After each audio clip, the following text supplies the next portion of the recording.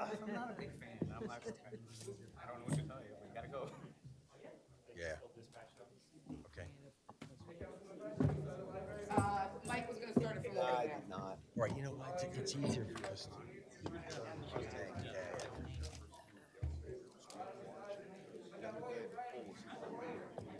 I think the lawyer's a good guy. That's why you had all the sunlights on. So right now you're on the elevators and if it goes out again, you might have to. What, there was an accident? No, I got hit by lightning the other day. The other day I was on power. You remember the municipal was closed? So something's going on. Said if it goes out again, what?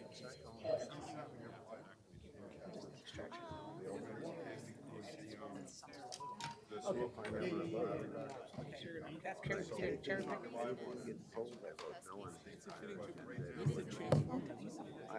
One more time and then we'll. One more time? Anything gets told, I vote no. Vote no. Not even up yet. Oh, wow. Andy was saying that. Yeah, that's right. So Check, check. I don't think we're running on all phases. Check, check. Is it not working? That what? Why? I think you should take that precaution right now. Why is that? Can't make this shit up. I got to make a big mess because AJ's not here today. Fucking circus. Well, wait, no, that's bullshit. Wait, let's get the fire chief. Chief. I love you. Take a walk for a minute. Because a statement was made to me. Jeez. We can reconvene without him. Let me see what he's up to, Rich. I like that. Council President.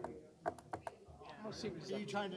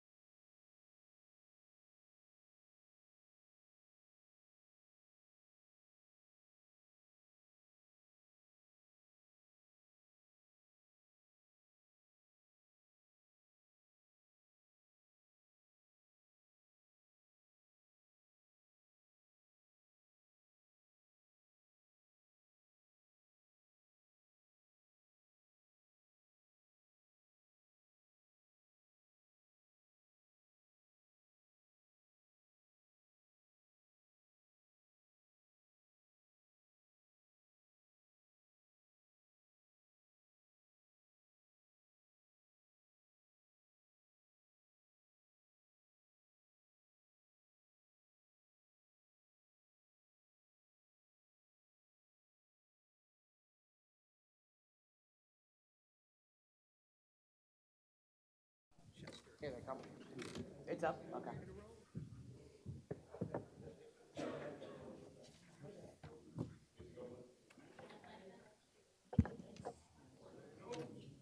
Check, check. We, Okay, you should be there. Councilmember Coyle?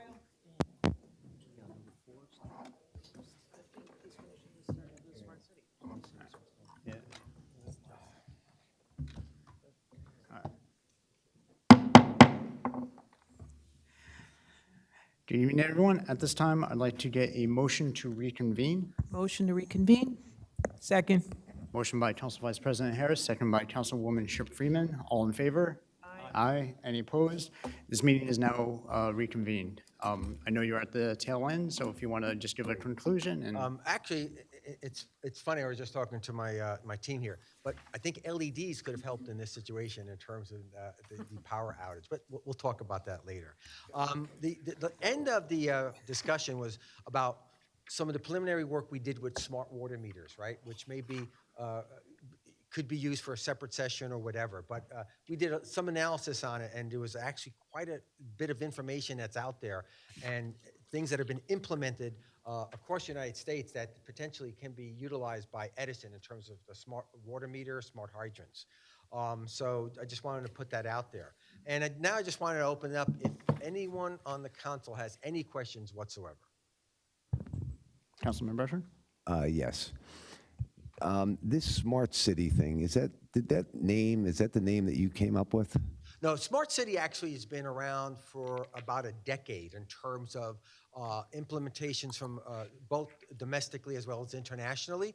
And Smart Cities is what basically is, as we had indicated in the front, several aspects of a smart city for infrastructure, for municipalities and such. So Smart City is just basically a package, but it encompasses a lot in terms So you're of saying what, it's like a tomato. that's it. Okay. And listen, I do know we move in the world of technology, but we have to be careful with technology. And I'll tell you where that goes. I used to have emails that I could read my archived emails on my phone, right? I could get all my old emails. We switched to a better system. And, well, shoot, I can only go back, is it 4 months or 5 months? But I can no longer archive things. So while they came out with the latest, greatest technology, right? There's something to be said about technology. Yeah. We have to be very careful. When we talk about, saving money or wasteful spending, like with smart meters, let's say, right? Smart meters will save us some kind of money, you're saying, right? I'm not sure how that works, that we save that money. Like to me, if everybody has meters and they're all slow, right? They'll just be slow, but at the end of the day, the total cost for our water department gets split amongst all the residents that have that water. So the dollar amount will be the same at the end of the day. Some of the other initiatives like LED lights, all these are things that, I'll be honest with you, if the township hasn't been doing that currently, that's the sad thing. Because we should be. All this stuff, anything new that we do should be put in. So overall, it's not a bad approach. I just really don't like the name. I grew up in this town, and you noticed I used the word town, right? I didn't use the word city. It still remains with the word town on all of our emblems that we have. And the day that it changes to a city will be the day that I'll move. Because when I got married, right, I had an opportunity to move to New York City. And a lot of people would have thought that was a great thing. But to me and my children's lives and my wife, we just thought that it was better to be in a township. So the tomato thing right there. Gotcha. Yeah, I'm okay. I mean, I've also seen smart towns, right? Oh, I like that. So they're out there. So I mean, I have no issue. Yeah, I mean, that's great because I want to keep that. What I've loved about Edison for 39 years, right? Still that it's a township to me, right? And I'd love to. Yeah, that's a great suggestion. But I appreciate you coming and giving us this information. So thank you very much, all of you. Council President? Yes, Councilwoman Ship Freeman. Yeah. And you made a reference to Jersey City that we're nowhere near where Jersey City is. They have trains, they have all that stuff already. So, and you discussed about AI. Now, I talked about AI to different people, and they said basically in the medical future, it's going to be used a lot. But daily with different people and stuff, I understand that AI is mostly what we feed it. And that's why, I still always be skeptical about AI, because I can say this and say that and other thing, and AI can come up with something different, but, that's how it works. But the thing that I'm always interested in is the broadband we talk about, because a lot of neighbors and a lot of people that don't know that broadband is internet, all right? So as I see this town, and I see the administration and stuff that we have now, some things they can't even handle that small issues, right? So I just think it's a big want to concentrate solely on the broadband system, because the amount of money startup, because everybody keeps telling me this stuff about all these grants, but I know if I raise if the grant is 7 million, I always got to raise the other 7 million. So it's not like it's a gimme for everybody. So that's what this interests me most, because a lot of seniors and stuff ask me about the actual broadband and how's it related to cable and that information, so they're really interested in it, all right? Because a lot of them don't do like my niece and nephew and all them, they just go online and go on TV that way. Like they don't do the cable thing, they just do all this stuff that way. So I know for a fact that that's a big thing to take, or what? So after you spend all that money to start a program like that, then after that, the workers, the people that's in charge of it, so it does not come without a hefty price tag, all right? Because some of these other things I know, which is bad with New Jersey, is the transit system. The transit, I'm talking throughout the state of New Jersey, and that's why we have so many cars on the road. That should be like addressed like yesterday. I can see that on here. But other than that, I always go back and forth with AI, because people will read off something and tell me something about AI out in Idaho, and I'm living here in Edison. And like, I know, the only thing is, I'm like, Jersey City, a $6,000 apartment is a different thing. Like the councilman said down there, there still has a town, even though we're an overdeveloped town. Okay, so I just question that point. I question the broadband, and I question the overuse of AI. That is, still you have to feed the information to them. They're not always totally correct. All right, sir. I fully back you with the AI. I'm being in technology for as long as I was. There are some reservations, right? And not just in the medical field, but a lot of different fields. And again, it's an infant stage at this point. But it also has been cultivated by some of the large tech firms, right? To be able to just do the analytical part, right? Use information that's disparate, look at that holistically, and then pinpoint issues, right? Or identify, things like that. So, and again, from a security standpoint, I'm a big thing about security, right? You have to make sure privacy and security is top of the list when it comes to deploying of any IT infrastructure or any IT programs. So again, with AI, you've got to be careful in terms of what's being implemented, how it's being used, who's using it, and things like that. So yeah, I appreciate that. Yeah, because I can have your face and have a different voice come out of it. I know that. Yeah. Okay, thank you. To answer one of your other questions, Councilwoman, about the financing. LEDs is one example that we used as a quantifiable example of return on investment as well as the cost savings. New Jersey has a program, Smart Energy Program, which applies to the private sector. I'm sure it also applies to the local townships. If we can tap into that, then our cost as a township cost would be virtually be negligent. When I use an example of, let's say, one simple LED fixture that we have in a municipal, in the parking lot right now, if that one fixture is costing $300 to the township, New Jersey State will give you back $275 against that. So actual out-of-pocket cost for the township would practically be negligible for something like that, which is low-hanging fruit. Just wanted to make that point. No, I heard that information before when I sat on the library board and they discussed that type of stuff with the lights and information like that. I'm talking about big pocket, not the small ones, but I understand you, sir. And I do use LED lights where I live, so it is better the whole time. Thank you.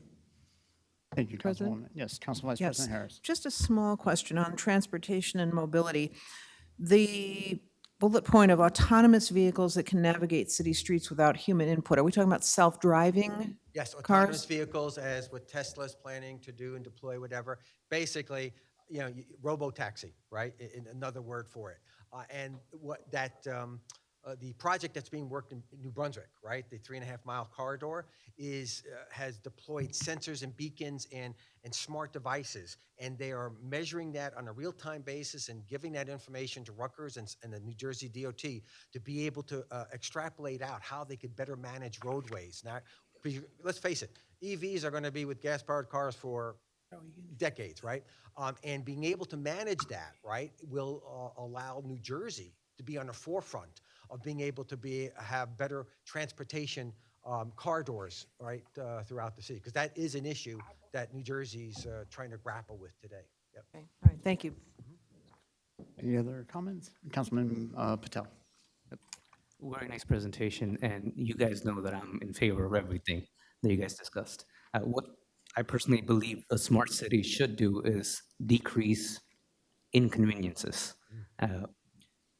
No one wants to fill out a paper form when they can do it from the tip of their app on their phone that they carry with them. No one wants to get on a phone and call someone for something that they can do on their phone. So in all of these services, we can provide to the residents if we take the next steps. So decrease friction, I think that's like a big IT term in terms of the conveniences. So I wholeheartedly support you guys. And the other thing I want to point out is that we have to build our city for the future residents who are used to getting everything they want through their app. And they are not going to be happy with, hey, you got to come in and sign this paper in person, or if you want to know the data, you have to fill this form out and we'll get it to you. I think the future residents will expect answers instantaneously, and they might not have that much of a, through TikTok, attention span. That's what I have to say about that. Now, in terms of the smart meter, I believe it will increase our revenue because as of right now, it's not capturing the full use. The old meters are not capturing their full use. So as a town, we will be collecting the correct sum from the residents. It will decrease our water leakage. I believe the council president did the math. How much water do we leak? If it's okay, just because that pertains to an item later on, would it be okay to put those discussion items at that point? I will hold back on the water meter. But yes, I support you guys, and I hope we have all the success. Thank you. Thank you, Councilman Patel. And for myself, just as a generality, I know the concept is often viewed as technology implementation.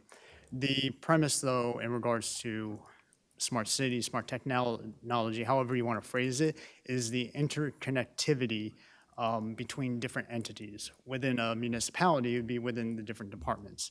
So as an example, if there were a water shortage somewhere, a notification could be sent out to the fire department saying, hey, your water for a fire hydrant could be affected. It could send out a message to residents saying, hey, there is a shortage here, watch your consumption. So it's not just in regards to the implementation of technology, but how they interconnect with each other and how that data ends up being utilized for the better. And the last comment I just want to make is to our directors, supervisor, and everyone in attendance.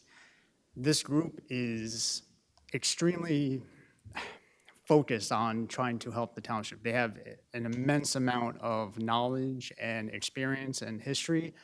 Please reach out to them with any questions when it comes to technology-based items. That would be my request.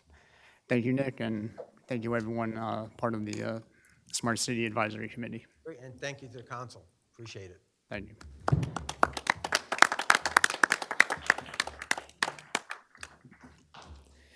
At this time, we're going to move on to 5, review of the minutes. Any comments from council? 6, administrative agenda from Mayor Sam Joshi. A, appointment of Nisha Kumar to the Human Relations. B, reappointment of Ujwal Kumar Kastava to the Cultural Arts. And C, appointment of Jayesh Mehta to the Cultural Arts. Any comments? Ellen Arthur put her paper in for a reappointment to the Human Relations Committee.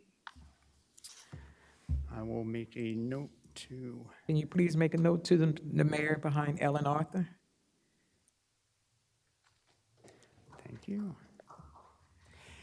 Any other comments in regards? President? Yes, Councilman Patel. Just wanted to point out, I spoke to Nisha Kumar for the Human Relations Commission, and I loved her application.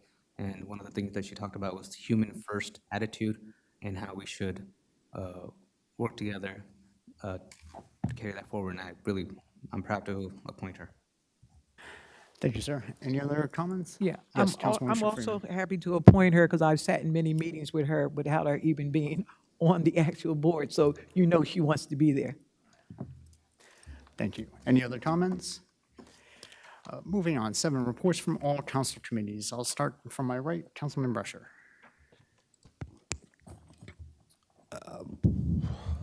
Okay. You know what? I'm gonna leave that to Council President and Vice President for the 2 committees, for the updates. Okay, I appreciate it. Council Vice President Harris? Yes, starting with the Cultural Arts Committee. We met yesterday at 6 PM. We welcomed our newest member, Kathleen Carlucci, president of the Historical Society and of the director of the Edison Tower, and she's already been making a great contribution. When you came into the building, if you look to your left, you would see the new gallery, and that should be unveiled within the next month or so officially. But right now, the exhibit is going to be about Edison, it's going to be about the history of Edison, and so she, from the Edison Tower, has lent some of the artifacts from there and from the Historical Society. So we will notify the public when we know an actual opening date. The one other issue is that I think we are, and I don't see the DPW director in the room right now, but I believe we were told that we're a few weeks away from what was known as the Ferrante House, and I guess is the Edison House right now, that should be open in several weeks, and that will be available to be doing fundraisers and things like that. So really hats off to DPW, has been nothing less than spectacular in doing what they've done with the gallery, doing what they're doing with the house, and we look forward to the opening of both of those venues. The main topic last night was the fact that the Edison Cultural Arts Committee, as a committee, we are rather handcuffed and hamstrung. We're doing some small projects, we're doing some good work, but we are looking in the big picture to open a cultural and performing arts center, and we cannot do that unless we are a commission. And so in order for that to happen, we're going to need an ordinance for a commission. Therefore, I have sent an email and copied the chairman of the Cultural Arts Now Committee and the vice chair to ask them about what we need to do in order to get this going, because otherwise, we can do some small things, but we really are looking to do some of the big things here. So that was the main topic, is that we're rather, we're limited in what we can do until we become a commission. I see, Ray, I see you're back here. Just real quickly, what was known as the Ferrante House, when does that look like that will open? Councilwoman, I don't have a date for you today. I can tell you my team is definitely working on it. I know. We've, as you visited yourself, we've painted, we've done extensive landscaping around the facility. We've ordered appliances. We're working on the whole first floor.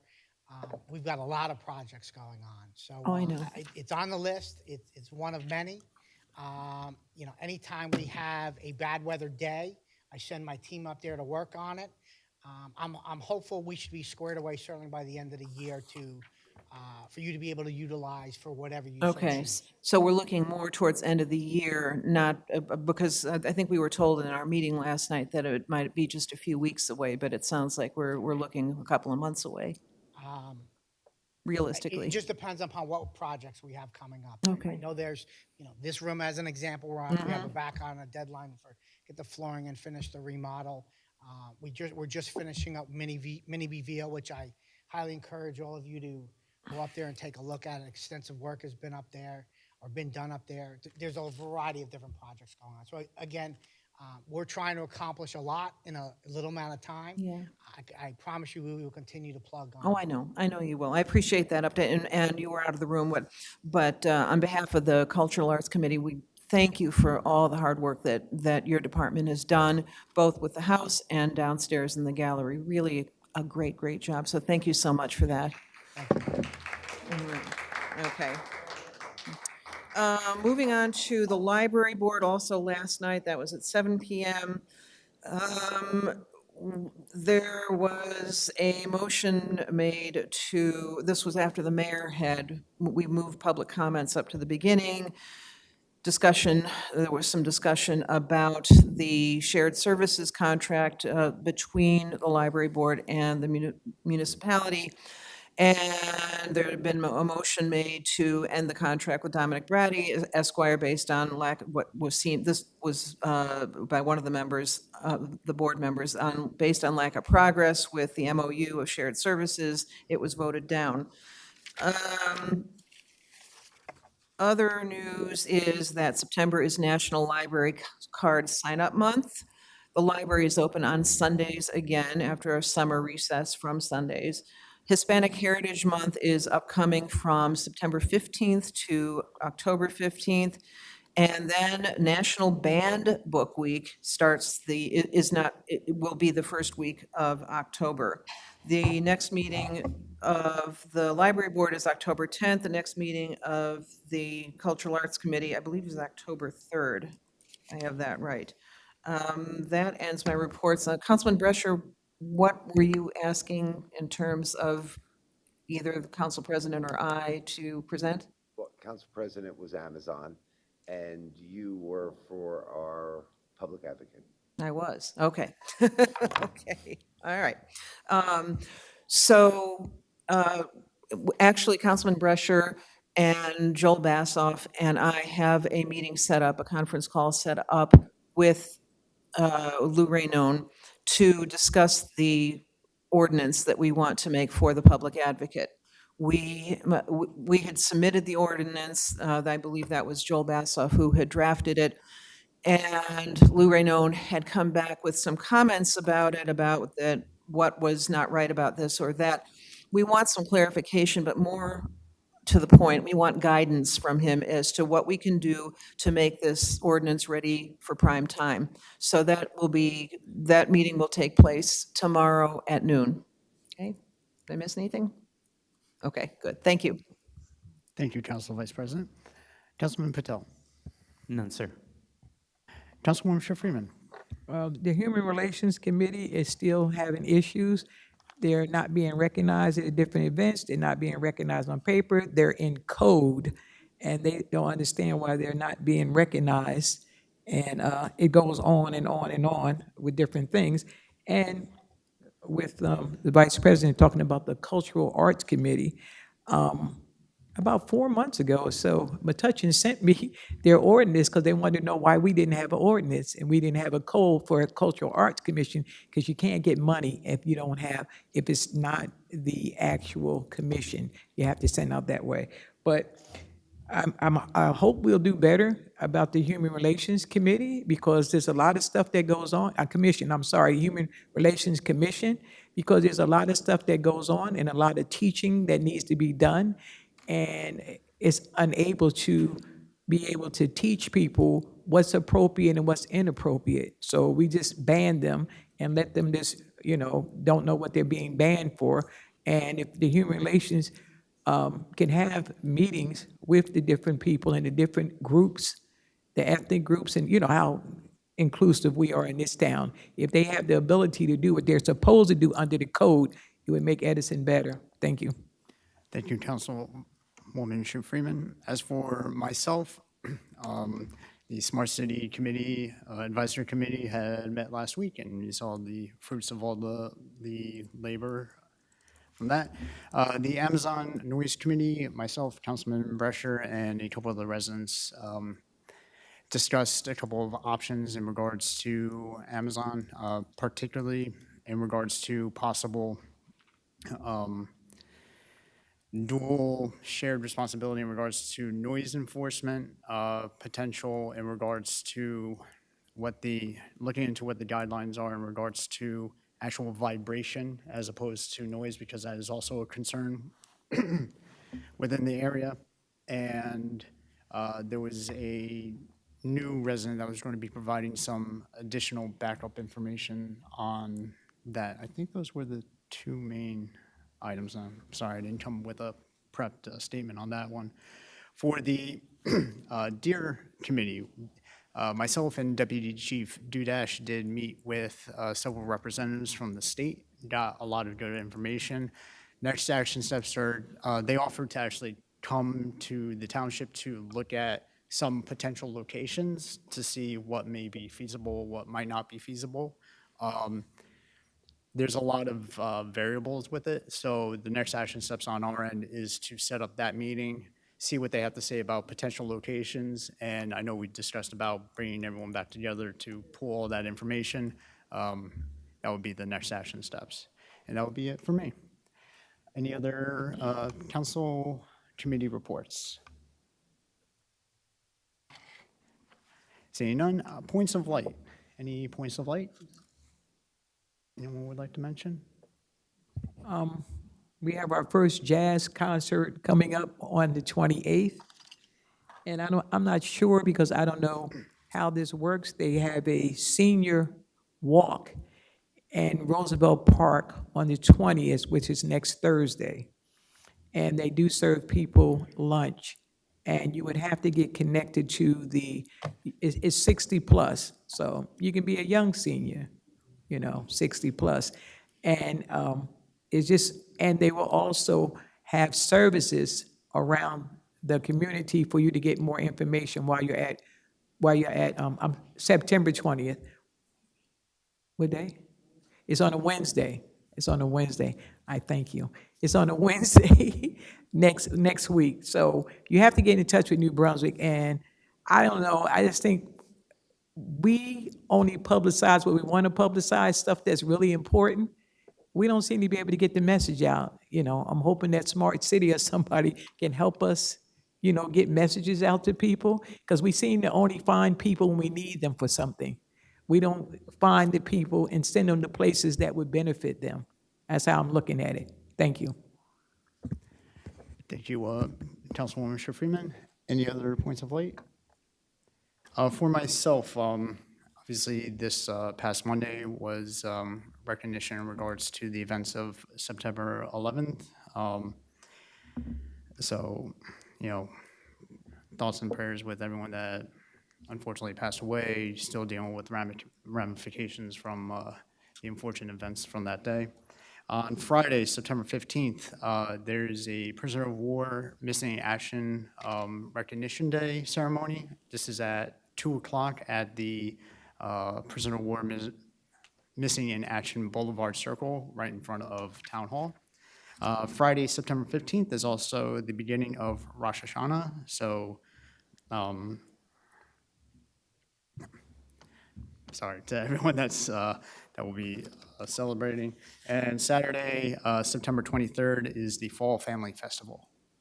That will be on Amboy Avenue. I believe it's 11 a.m. to 9 p.m. Any other points of light? Council President, I forgot Yes, Councilwoman Ship Freeman. On the 17th, this Sunday coming up, the veterans have a walk that starts in the morning. If you go outside the door, you will see one of the information, you'll see the QR code out there. So anyone, and then they also, if you go online, you're able to, if you can't walk or something, you're still able to donate to them, which is really good. And last but not least, this is Suicide Awareness Month, and this has, the pandemic has compounded things. So just because somebody smiles and you see them every day, that doesn't mean they're okay. Check with people, check with the youth, check with the teenagers, even the younger people. Check with them. Always make sure you check with them daily so they can know that somebody cares. Thank you. Council President. Yes, well, thank you, Councilwoman Schiff Freeman, and yes, Councilman Coyle. Council President, I just wanted to recognize, as we do too many times, DPW is here, and the good work they do, but some people who've never talked about is our water department and sewer department. They're here today. I spent some time there today. It's amazing what goes on in that building and all the things that have been accomplished in just 30 months and all the calls they handle. They handle calls no different than DPW. They're out in the cold, they're cutting trees, they're making paths, they're handling easements, they're inside homes, they're handling meters. I mean, they're running an entire utility department, and we have to make sure we recognize the work that's going on there.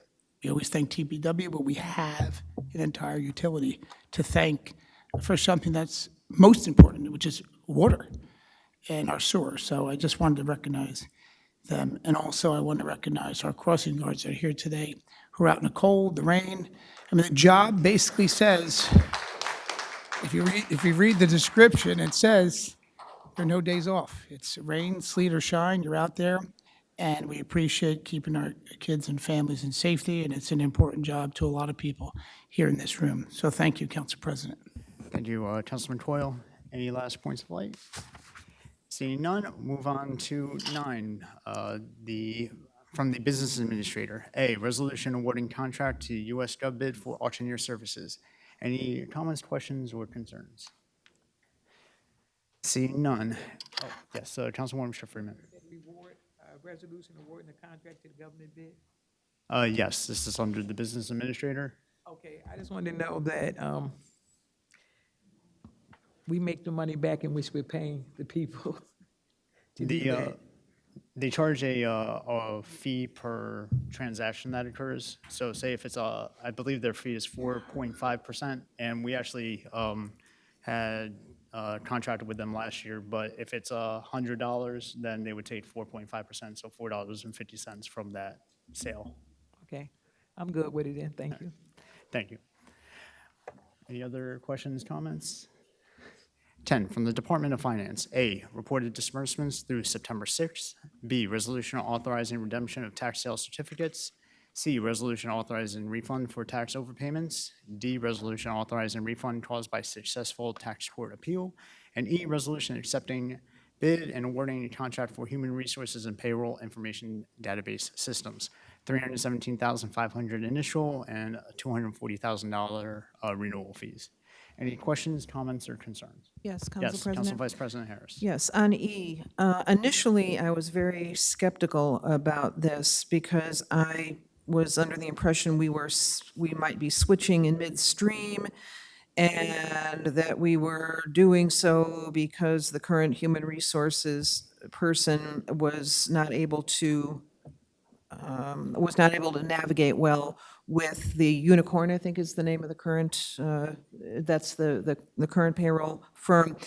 But I was, it was clarified for me from the BA, and I appreciate, Sonia, your help on this, that this contract is coming due at the end of the year, and that it was put out for bid, that there had in fact been some problems with Unicorn, and that the Prime Point seems to, that I believe the cost is maybe $20,000 more, but that it addresses the problems that were there with Unicorn, and it's much easier to navigate. And so from my initial skepticism, I'm now on board with this. And again, Sonia, I really appreciate the clarification you gave me on this. Thank you.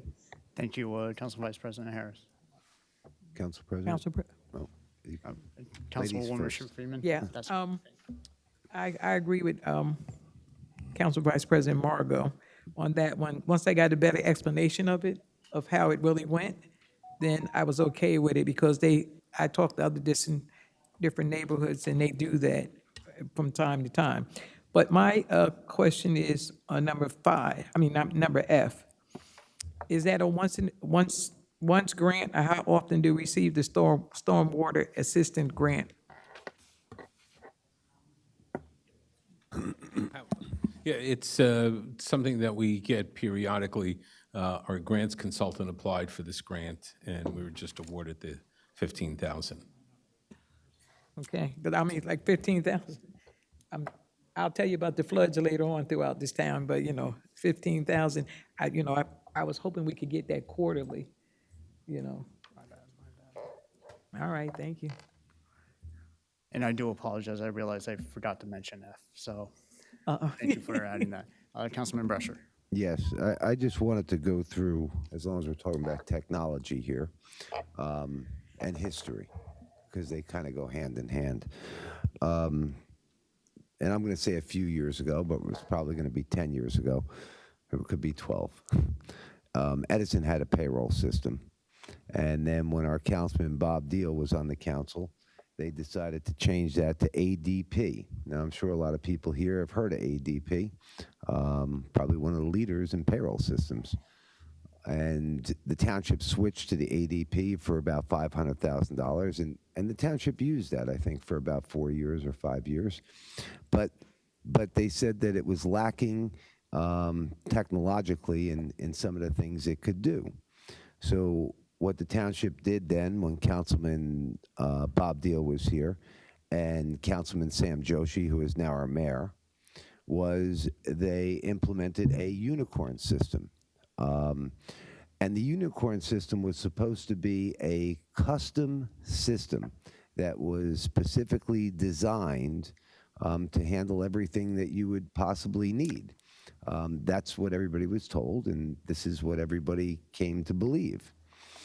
And now I sit here up on the dais, and I hear that unicorn is no good, and we should spend another $500,000 for a new system. And this is where I go with the problems with technology, right? Is we believe the hype, we believe what it says, but then when it comes down to it, there's difficulties in the implementation of it. Now, the unicorn system was a custom designed system, and they actually added components to it. So I find it hard to believe now that this new administration has issues with that. That being, as it said, I mean, the administration can do whatever they please. That would be it, Council President. Thank you. Thank you, Councilman Brescher. Any other questions, comments, or concerns? Seeing none. 11, from the Department of Health. A, resolution increases permissible expenditures to Garden State Veterinary Services not to exceed $40,000. Any comments, questions, or concerns? Seeing none. 12, from the Department of one? Law. What did he say? Before was Department of Health, Okay. Garden State Veterinary Services. Yeah, number 11. So I wanted to ask you on that. So, Council President, I wanted to ask you a question on My that apologies. particular one, resolution. Are we still going to get a vet? Or are we just going to send out for these services? So my understanding is that we are going to be, we are either submitting or have submitted a RFP for the veterinary services. My initial understanding was we had originally three vets that we had originally allowed for use. But I think because of their proximity being in Iselin, it's kind of beneficial on that end. To our business administrator, if you can elaborate. Your question as it relates to Garden State, it's above what we had allocated, so that's why the resolution is on, since it exceeded the services. But there is a current bid out for veterinary services, and we're working on that on the purchasing side along with legal. Okay, I just wanted to make sure because people were inquiring to me about that. When are you going to get a vet? Why are you sending services out? Everybody asks how their money is being spent. So If that's out, RFP out for a new vet, I'm okay with that. Thank you. Any other questions, comments, or concerns? Seeing none. 12 from the Department of Law. A, ordinance adds a no parking zone overnight 10 p.m. to 7 a.m. to Kilmer Court. B, ordinance adds a no parking zone to a section of National Road. C, ordinance to set range of fees for vendors on township events.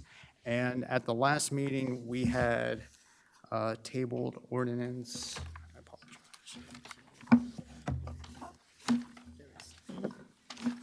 Ordinance 2179-2023, which was the sale of two township properties known as Block 491.01, Lot 30, Block 4901.01, Lot 33.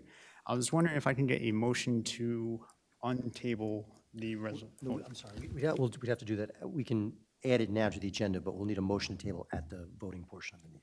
Understood. So I'm going to be adding that to the agenda with the clarification as mentioned that it would have to be untabled during the regular portion. My apologies for the confusion. With that, any questions, comments, or Yes. concerns? Yes, Councilwoman Council Freeman? President, as I looked through the information about the ordinance, I looked around at Juneteenth, house music, Diwali, Winter Wonderland, but I did not see Ed on here. And the Ed was one of the celebrations that we did have outside there at Papiani Park. But you said id. So, I would like us to add Ed on here, the celebration, just to make it fair down the line. If there was a motion to modify the ordinance, would that occur now or when it gets, Is it on first read? it's, Yes, then it is. You could do a motion to amend, yes. Yes, it's on introduction. okay, so if you'd like to make the motion for the revision, that would be done at the introduction portion. Okay, All right. all right, Thank you. okay. Any other I questions? just want to be fair to everyone that's within this town. Understand. Yes. Council Vice President Harris. Yes, also on C. So I was confused in the beginning, and then we were given an updated table of how these fees would be implemented, and I'm even more confused. So Sonia, is there a way that you can give us the Cliff Notes version as to how these fees are going to be, how they're going to be administered, who has what kind of fee under what circumstances? Because I'm kind of all over the place on this. I think the idea, Council Vice President, was the fact that some of these events are fairly large, and they obviously call for a bigger crowd. So depending on, with the discretion of the crowd, I would say how big the crowd is, then this would come into play. But it gives the township a lot more flexibility, depending on obviously our services, both administrative, police services, things of that nature. So it gives us an ability to potentially recoup some of those costs. Okay, my confusion has to do with the range. It's 0 to whatever it is, and I'm wondering how is it why is there not just a flat fee based on whatever the size of the event is and whatever type of organization is that is sponsoring a table, a hut, or whatever it is? We have like 0 to 250, 0 to 500. How is that determined in terms of what that cost will be? Can I just interject to address that? So the ordinance is to set the range and the types of events. Under 13 or 11-38.3 says all vendors shall be required to pay a non-refundable permit fee. Final confirmation of all vendor fees shall be adopted by a township council resolution upon recommendation by the mayor and business administrator for all township sponsored events.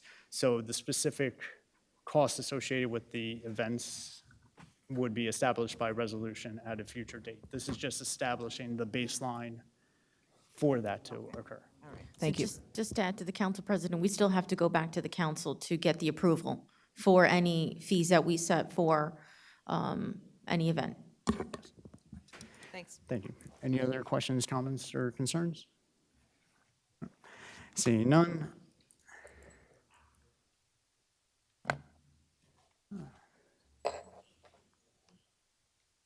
It's a big agenda, a lot of paperwork. 13, from the Department of Planning and Engineering. A, resolution provides refund of unused portion of developers' escrow fees. B, resolution provides refund of revised tree maintenance bond. C, resolution accepting bid and awarding contract for CDBG 2023 roadway resurfacing, $539,720.94. Any questions, comments, or concerns? Council President, Yes, Councilwoman Schiff Freeman. for the resurfacing of the roadways, after meeting with some people from the south side, they said that the streets are being put up so quickly that they're starting to deteriorate, like because of the storming. That's what they just told me. They said the streets that were repaved don't look like they've been repaved because of, the extra storming, because we don't have the proper drainage and stuff. So I told them that probably was the wear and tear on the street. I'm not sure, because I'm not in The DPW. drainage aspect definitely affects that, and I know that's what this resolution is looking to address for the Grandview area. So different section of town, but the same result as to because of the drainage issues, as you mentioned. Yeah, I just wanted to address it because the community was aware of their streets.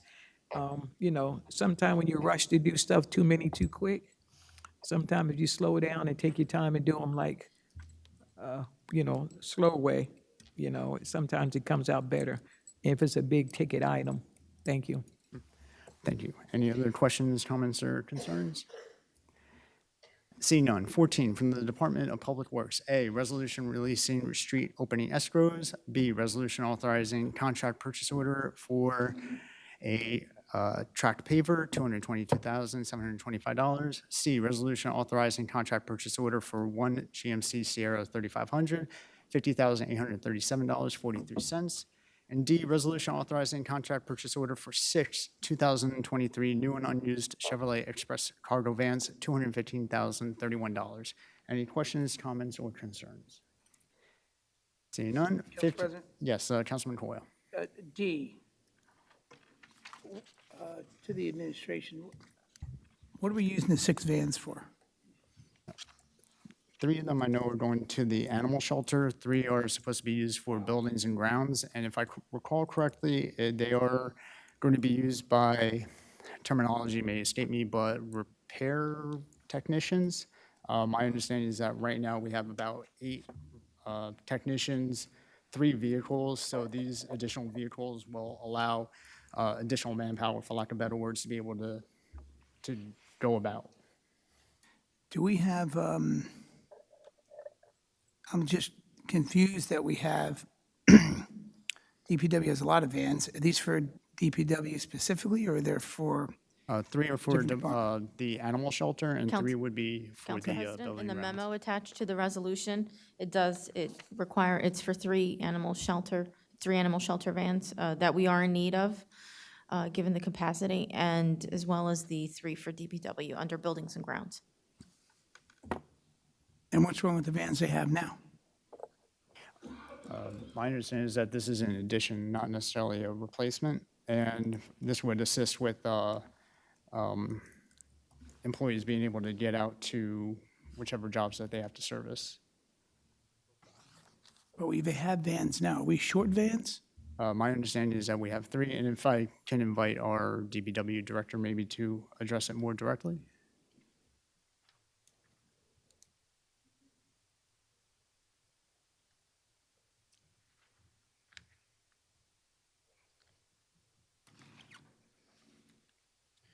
You have a 2008 ambulance. It's replacing that. You have a 1996 Dodge cargo van. It's replacing that. We have one other transit van, and we're adding 2 vans to the fleet. 8 guys, 8 vans. I may have the ability now to go ahead and send people on different functions rather than partnering everybody up. I'm able to get more work done more efficiently and more effectively. So how many vans do we have now total? You have, I guess some service vans, I guess we're talking about, right? So the repairers, as the council president had mentioned, utilize these vans. You have a total of 4 vans. 3 of those vans are over 18 years old. They're going to be mothballed or until we can get the next round of vans. I wish I could put in for more, quite frankly, because trying to get these in itself was a struggle with what we're facing with the supply chain. So 3 of them, 18 years old, they're going to be mothballed. We have 1 transit van, 2012, but don't quote me on that, around that time frame. And then that's what we're doing. And how many tech service people we have? 4? 8. Oh, 8, so 2 for each person, I imagine 4. No, 1 for each person. What ultimately want to go is have one van for each person is where we want to be at. Because then when a queue alert comes in, I can send 8 different people to 8 different spots. You're not getting rid of the current vans we have. We're going to keep them I'm going to the end. to try to until we get more vehicles to be able to replace the 15, 20-year-old vehicles. We're going to have to. Okay, I'm good. Thank you. Thank you. Any other questions, comments, or concerns? Seeing none. 15 from the Department of Recreation, resolution requesting a park rental fee waiver. Any comments, questions, or concerns? 16 from the Chief of Fire, approval of volunteer firefighter. Any comments, questions, or concerns? Seeing none. 17 from the Chief of the Police, A, resolution authorizing submission of grant application for Edward Byrne Memorial Justice Assistance Grant, fiscal year 2023. And I am going to pull item B, the crossing guard services bid. That is going to be pulled from tonight's agenda. So any comments, questions, or concerns in regards to item A? Seeing none. 18 from the council member to the planning board, Councilman Patel. The next planning board meeting is on September 18th, right here in the council chambers. They will be talking about the master plan, so again, anyone that wants to have their say should come. Thank you. Thank you. 19, unfinished business. With this-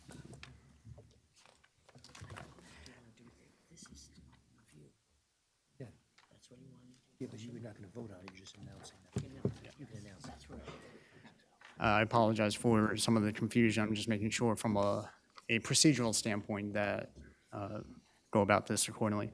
So at this time, I'm looking to see if there's a motion to add back ordinance 2179-2023 to the agenda. This is the first reading. Do we do the first reading? No, you can add it, and we'll add it by motion at the time. Motion to take it from the table. Yes. Yes.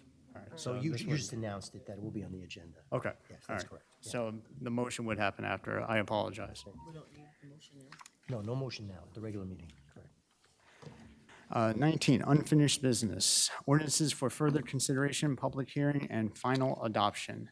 Are there any comments from council members in regards to either 2183, 2184, 2185, 2186, or 2187?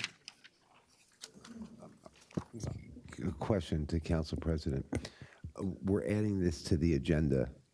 Do we get a discussion time for that? Yes, so we had already done the introduction and the public hearing. It would be added back for, and this is just my understanding, I'll confirm, back onto the agenda. It would have to be motioned to untable, motion to approve, and then if it gets the second, we would still have the council comments in normal ordinance procedure. Okay, so our comments will Yeah, come. yes, in short, there will still be comment. Okay, thank you.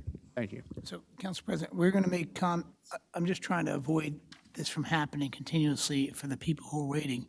When we're in a roll call, I'm believing our council should be brief on comments.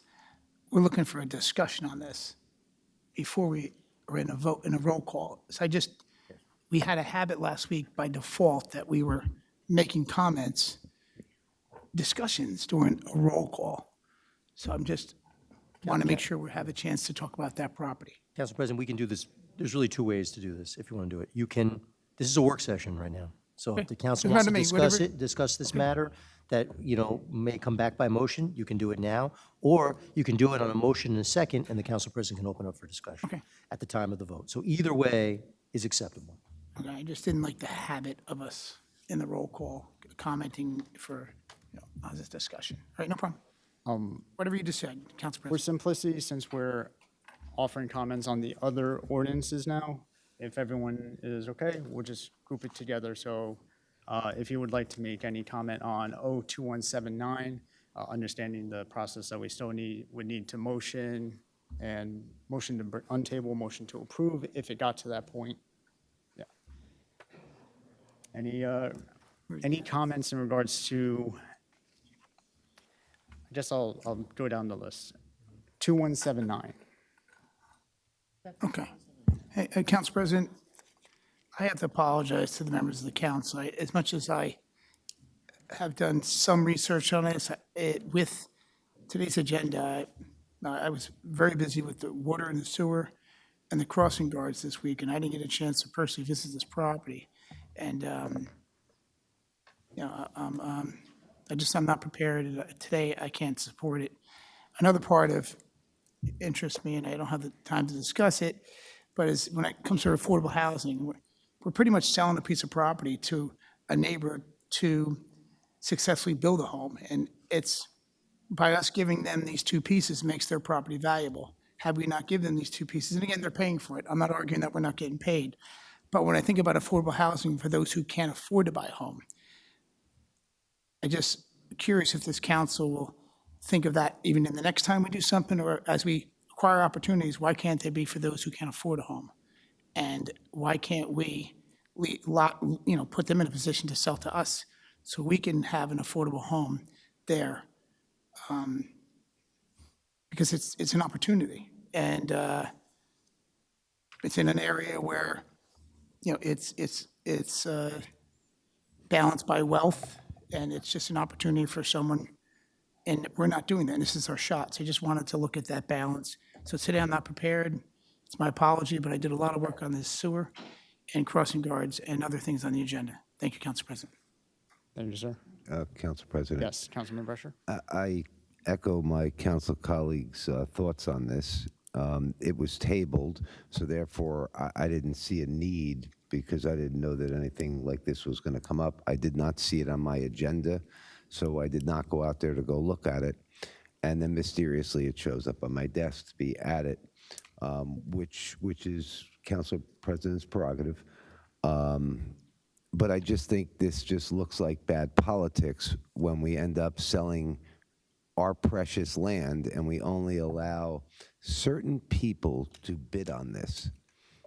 So I don't know who the people are. I don't know how they are connected to anybody, because I don't think the township just allows land to be auctioned off to just everybody. So something just doesn't smell correct in the process and in the ordinance itself. So I just don't feel comfortable moving forward. Thank you, Council President. Thank you. Any other questions, comments, or concerns? Yes, Council President, Yes, Council Vice President Harris. these are, let me just make sure I've got my facts straight. These are two pieces of land that are separated, right? They are separated by homes on each side of them. Is that correct? So in technicality, there's a home, township property, a vacant property, township property, home. Okay. Are these two pieces of land, are they buildable just for an independent structure, independent home?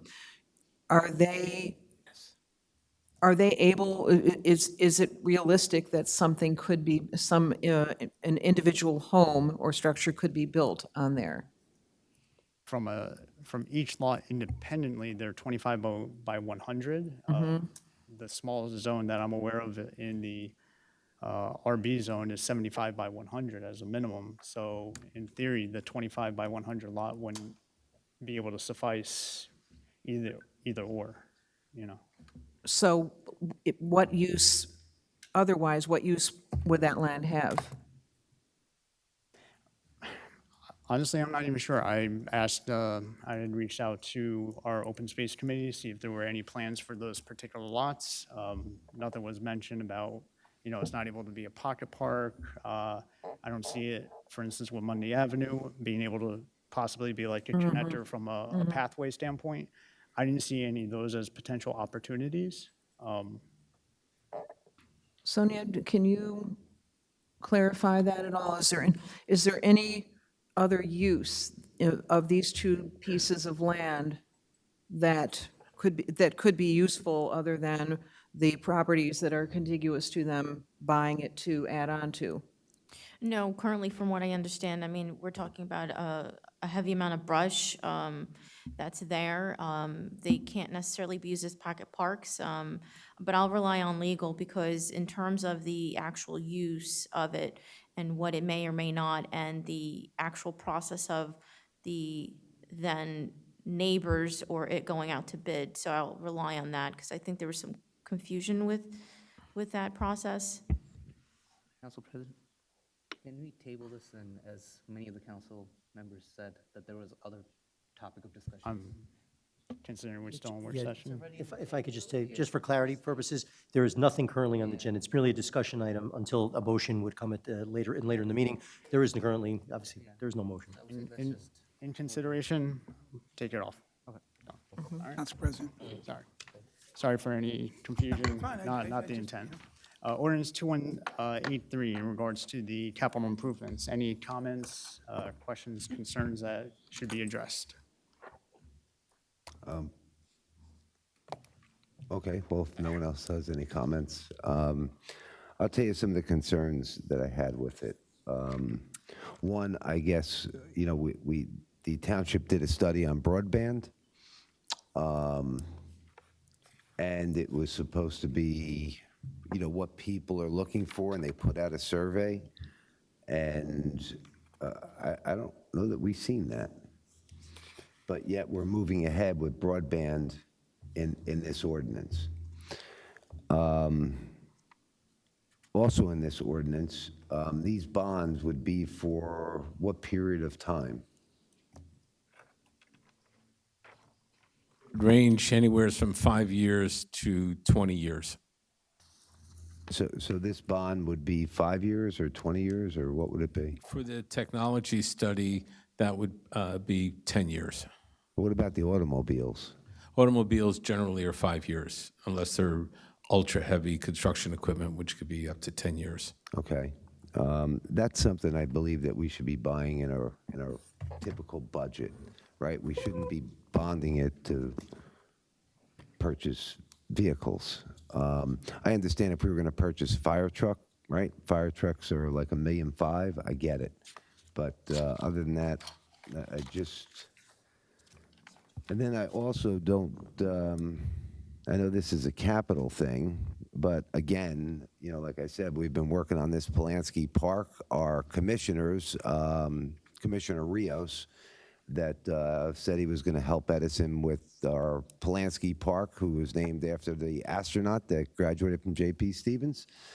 We can't get the basketball court there for the kids, but, you know. So I guess the issue is there's quite a few items in this ordinance that I just don't feel comfortable moving forward with. Thank you, Council President. Thank you, sir. Any other questions, comments, concerns pertaining to 2183 capital improvements? Yeah, no? Yeah, Council President. Yes, Councilman Toyle? Now,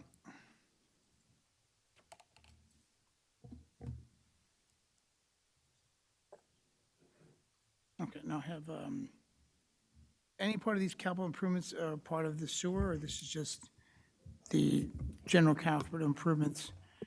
Council no. President? 2183 is not part of the sewer and water, correct?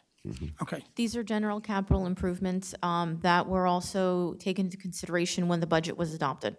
okay. Any improvements on there for Amboy Avenue? It's not a joke. Anything for Oak Tree Road? Anything for Inman Avenue? Woodbridge Avenue? Thank you. Council President? Yes, Councilwoman Schifrin. As I discussed with you before, I'm just very cautious about putting the people in this town in that much debt and not knowing exactly how many years, how much money that we're gonna have, where is the iBank money, where is this other stuff coming along, because a lot of people are, because of inflation and other things that are going on right now, the money is funny. The money is not as good as it used to be. And I was listening to a financial report, and they said it's gonna slow down. The slowing down of it and the unemployment will bring the inflation down, but it's still gonna bring it down, and people will be spending less money, so they won't have it to spend. So I myself, very, very, very, very concerned. I know we do need capital improvements and all that stuff that's going on, but I just can't, in good conscience, saddle this town with that much debt. I just can't do it. Thank you. Any other questions, comments, or concerns? Sonia, you'd like to provide a clarification? Yes, I just wanted to give some context that, compared to other communities our size, our outstanding debt ratio is fairly low, and that's reflected in our excellent bond rating. And the way we handle and manage our capital projects is to do it in such a manner that we're not causing excessive increases from one year to the next in our debt service. So when we adopt an ordinance like this before you this evening for $20 million, this may not go to permanent financing for 4 or 5 years. In the meantime, we're taking advantage of short-term financing and using through the budget opportunities to pay down some of the debt as we go along.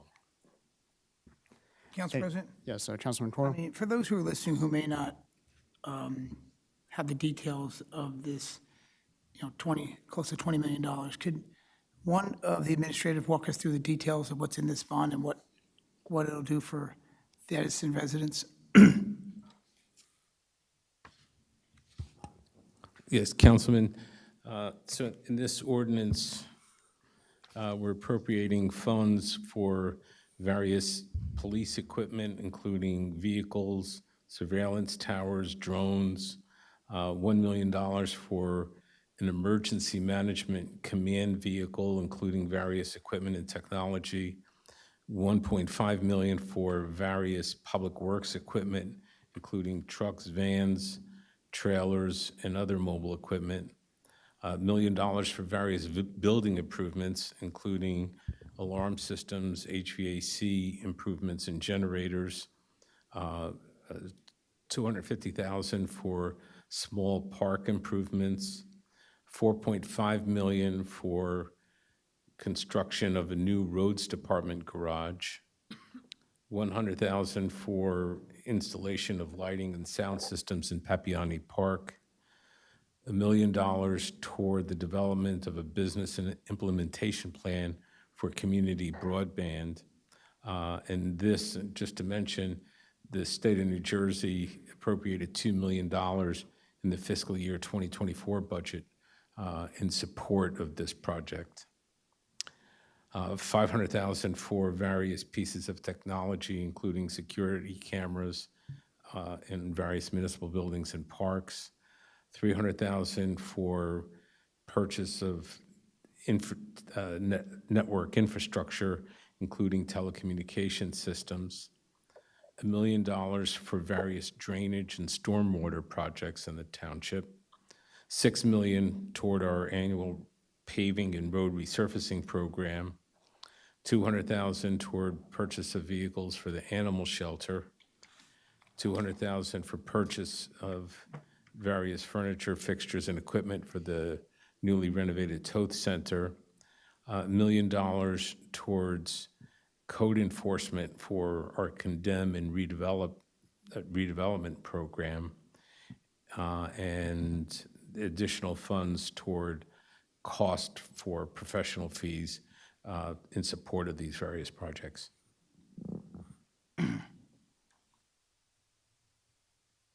Any other, Yeah, just, I just, I appreciate the detail. I'm just challenged when some of the big price items, we don't shave off a little bit to do some other improvements or start some improvements to different parts of the visual part of Edison. And I'm challenged by that. I'm all for a $1.5 million truck for the fire department, not a truck, a public safety vehicle for disaster management. But I'm challenged all the different things we're spending on it. And I don't see a small item for any capital improvements of the downtown. It's just any part of the community. Oak Tree Road looks the same way. The south end looks the same way. And, the residents aren't asking for much. We're asking for some simple capital improvements. There, I don't know, I can't tell you what reports you get from DPW and what initiatives they have for those areas. But I've been beating the drum for a long time, and here at Spring at the Plate, I don't see any crafting or any discussion about some simple improvements to the Silver Lake area, some simple improvements to Oak Tree Road, and it's disturbing, because the only time I get a chance to talk is here, and I have no problem being peaceful and statesmanlike to those who are listening, and I don't want to waste anybody's time, but it's $20 million here. How do we not find some money for the things that can make the exterior of Edison look good? I think taxpayers enjoy hearing great things happen, but I also believe that it's great to improve this building here, but is fixing up the basement more important than doing some things that taxpayers see?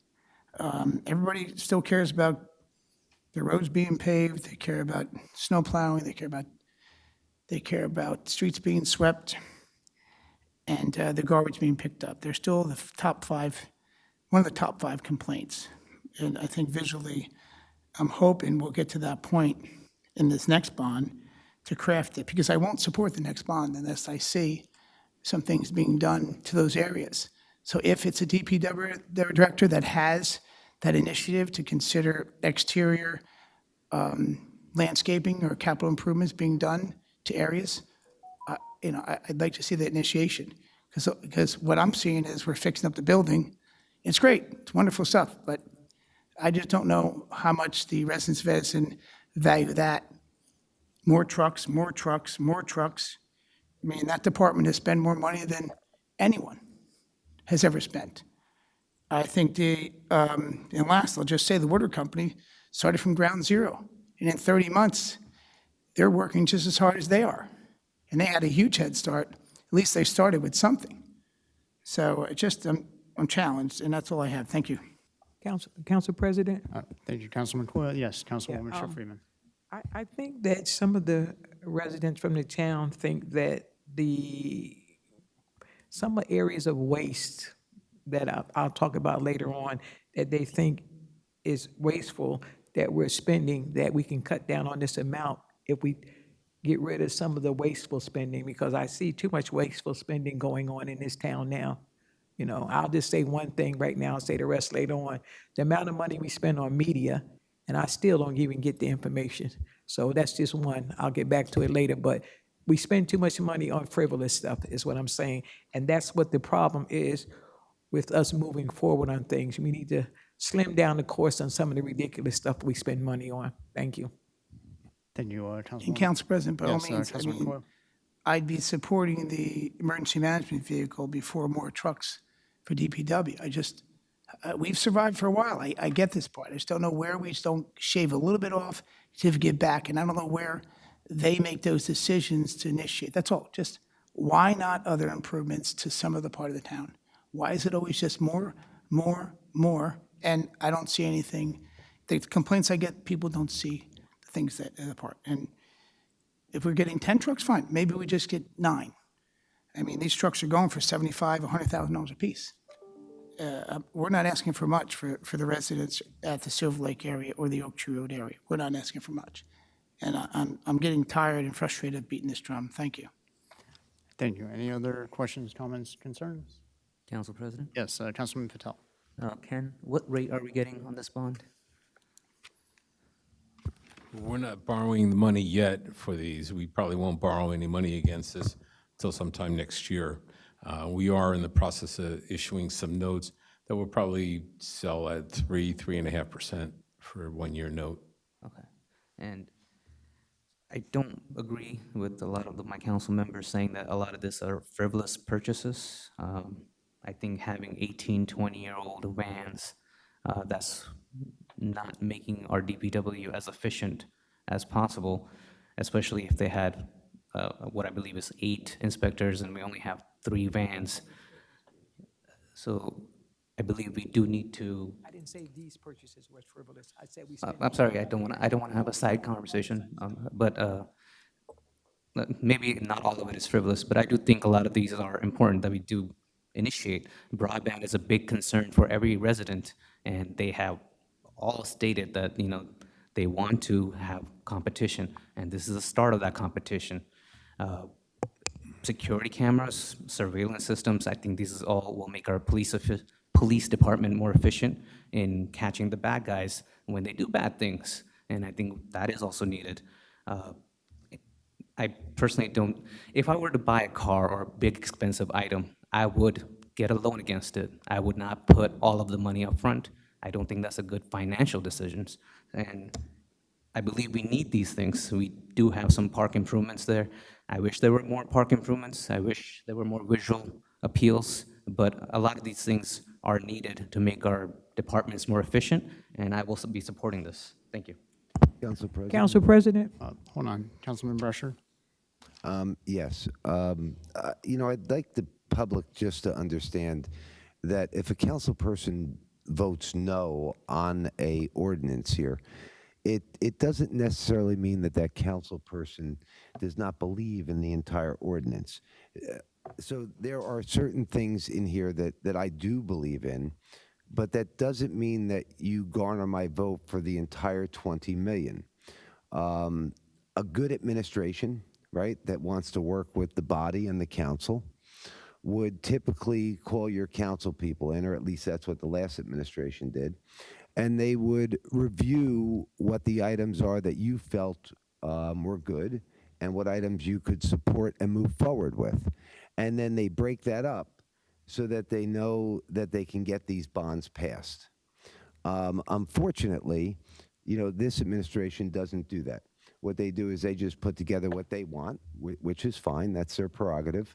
But then when a council person might object to 1 or 2 small items, right, and we don't vote for it, they end up, it comes out that like we were kind of obstructionists. So where I'm going with it is I think the administration needs to reach out to the council members during their planning of this to see where everybody sits. So this way they could package this correctly, because I do have problems with many items in these bonds, but there's also many items that I really like in here.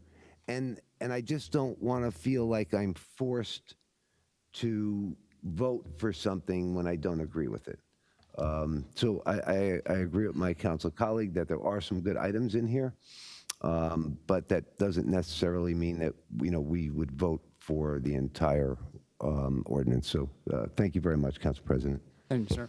Councilwoman Schiff-Freeman. Council President, I get tired of being misrepresented, like people don't comprehend what I say. I was not specifically saying, like the Councilman Brescher said, that everything in the package was wrong. I said specifically some of the stuff that we waste money on in this township, if we didn't waste that money, our bond would be smaller, and it would be less money that we would have to pay into the bond. That's what I'm specifically saying. That's what I'm saying, okay? Thank you. For myself, if I can ask Ken or the business administrator,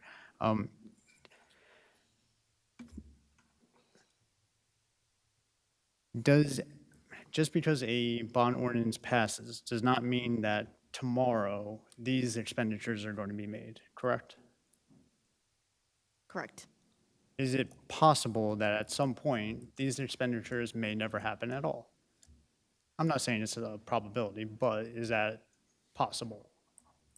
That's possible, yes. In previous administration, there were quite a few bonds that were never used, and obviously they're being used now to make the appropriate procurement of whether it's the fixing of the buildings or whatever vehicles we were already delayed on, so it is possible. Could you give me an example? Say we had used one of the bond funds for some of the park improvements recently, right? So we authorized the expenditure now. At what point were the revenues or the funds received by the township on those particular items? So as an example, one of the capital improvement bonds that the funds were pulled were from 2018. So do they go out 2018? Did they go out like 2021, 2022? How does that? Yes, so what happened with those, we had funds that were not expended from that one ordinance in 2018, and we redirected them toward the other project. So with this ordinance, that's before you this evening, this is appropriating the funds. It's not authorizing us to spend the funds. For each item in here, since everything that is included is over the local public contract law bid threshold, will require a resolution from the governing body to authorize those expenditures. So to that point, if the bond gets approved, the council still at the time that it gets presented does have the ability to vote yea, nay, however, on any of those items. Exactly, on each one of them, yes. And as far as a personal comment on my end, when I review all the line items, I believe that they will have a net benefit for the residents of the township. Particular interest, I think the roads department garage is actually going to be very helpful in regards to getting a lot of the projects like completed, because that's going to end up dealing with a lot of roads. I'm a believer in regards to the municipal broadband. Most people view it in the sense of the totality of the project. I'm viewing it as a phased approach, in which case this would help on the initial phase in regards to setting up the 2 central hubs that the study had initially implemented. I don't get caught up in regards to the cost is going to be $100 million, because that's a full build out of the township, and I know that's not the direction that the administration is looking to go with this. Obviously, we have our standard in regards to paving costs, which residents really like to have nice roads, and a lot of the other items I feel will be beneficial to the community. Any other questions, comments, and concerns in regards to 2183? Council President? Yes, Councilman I just Corr. want to clarify, there's a lot in this package that I support, and I listened to our council colleague, Nis Patel, and there's a lot in here. And, yeah, my concern is just where DPW falls in and how much money they've spent over the last 3 years. More than 30 years they've spent in 3 years. And when I look at being the liaison of DPW and to the administration, I'm not a part of any of these conversations of what they spend and how they're spending. Now, most people know what the residents call me and care about. And I'm calling and calling and calling. And sometimes this is the part where I can have my discussion, because when I make my call, can't call the director myself, got to call the administration, got to send an email. I'm calling on base hits, small stuff. Here, I mean, a portion of this 20 million is a good portion of their money too. And where do I have a seat at the table for the residents who are asking for things, for the complaints we get? How do we be a part of that DPW conversation? Because I can't believe the director doesn't hear me. I mean, it's quite honest. I have a list, I email it. Council President, if I could, just trying to if I feel- could answer that. So as a part of the chain of command, the administration does want to obviously have that discussion with council members. But during the budget, when it was adopted, this was presented to the council. Obviously, want to make sure that at that point, at the very beginning, that you're able to look at this in the list that we've created and had that open discussion. So there was quite some time during that time when we introduced the budget, then adopted the budget, to have this conversation. So, and of course, you can call me anytime if there's any concerns regarding or related to DPW, as you have in the past, of course. And I know you've had DPW meetings more recently with our staff. I know, but I'm still not getting this response that the residents complain about. And today I'm passing a good portion. So I'm We're just starting to trying to get a response. We're we're starting to sway away from what Okay. the premise of the ordinance is. I understand problem. that Okay, thank you, department Council President. Not a functionality problem. is a part of it, but No, in thank regards you. to the particular items, we're starting to sway. So in regards to the ordinance itself, any other questions or comments? Yes, So Councilman just to Patel? clarify, a council member can vote on this, and then they will have another chance to go through the individual purchases later. Whenever a resolution is presented to the council for consideration. Okay, thank you. Thank you. Moving on to 2184, various water main system improvements. Any comments, questions, or concerns?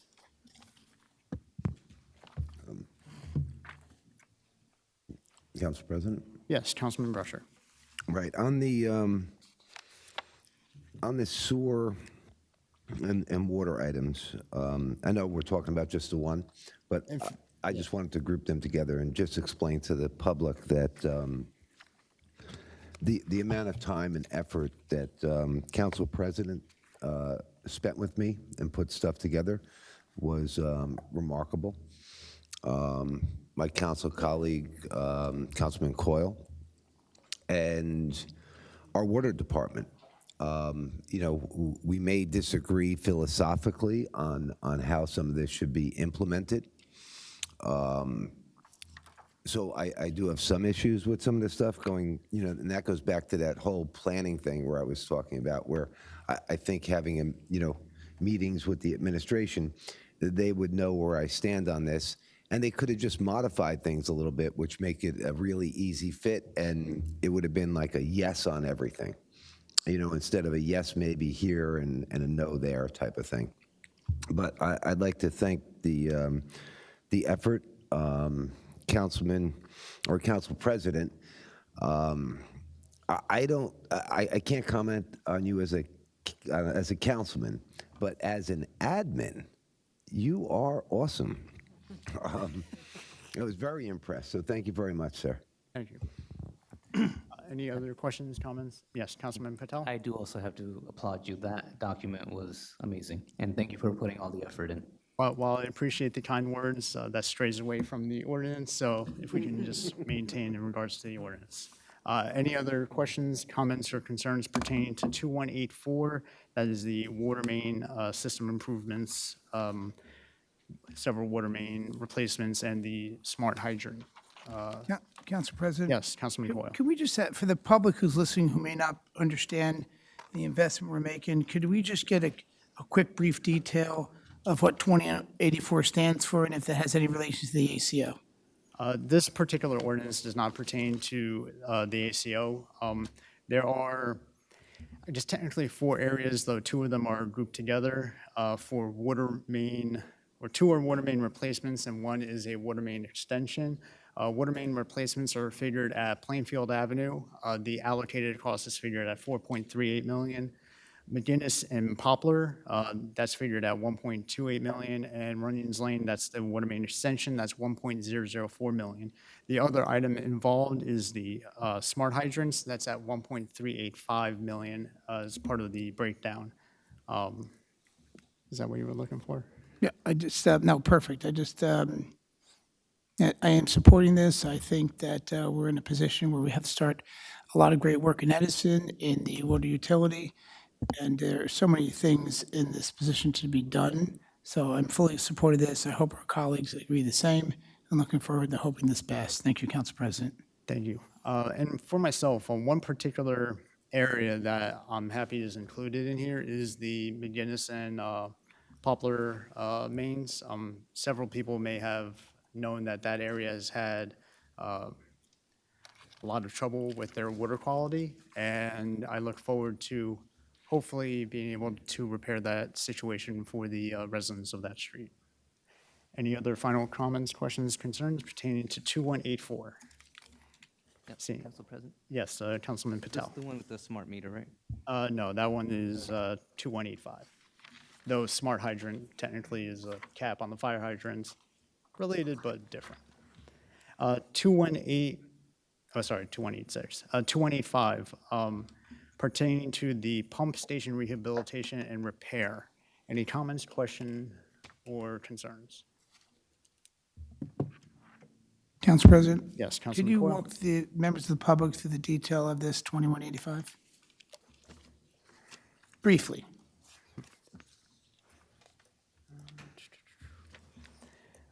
My understanding is that there are 3 pump stations that are being, going to be rehabilitated. Actually 4. There's the Ford's pump station, but as well, I know that's part of the ACO.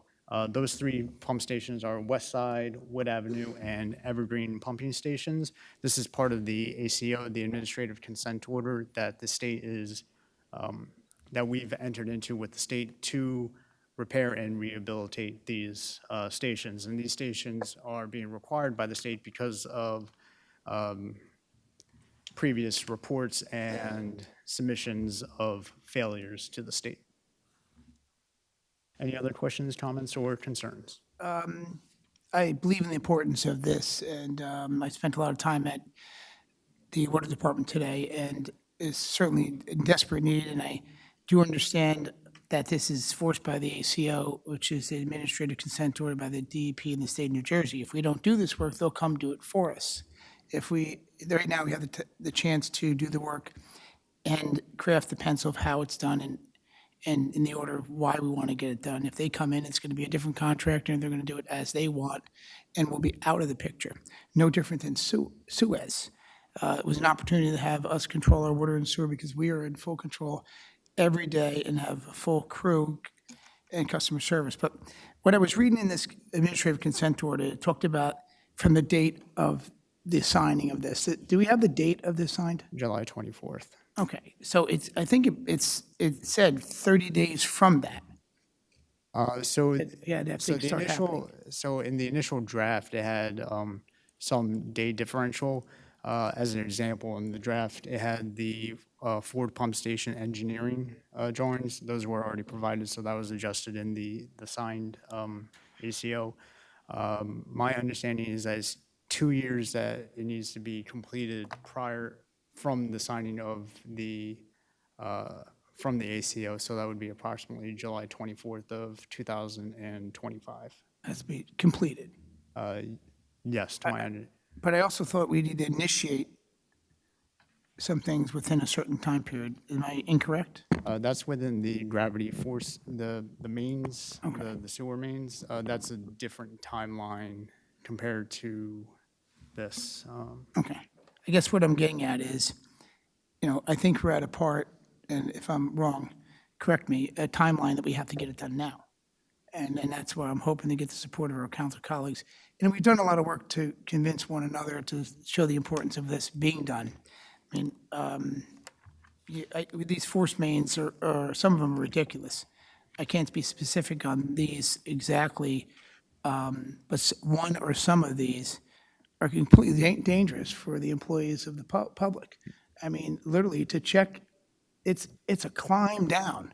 I'm a pretty brave person, but whoever's walking and crawling down into this pump station is in complete danger. I mean, this is a tunnel that's 50 feet long with a ladder that's the size of a phone book, and you're just walking. I mean, picture this. It's sad, and we have to get this work done. And certainly they shouldn't be in this work. I would never do it. And whoever's doing it, I applaud you, because it is. So I hope we get to that, and I hope our timelines function. That's all. Thank you, Council President. Thank you, and I do apologize. I just pulled up the schedule that the Water and Sewer Department that had provided.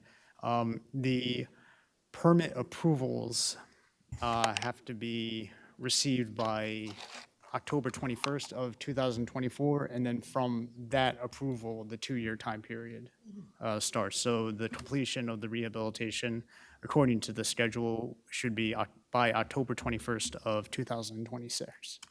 Just for clarification, since I know I mentioned 2025 before. Thank you, Council President.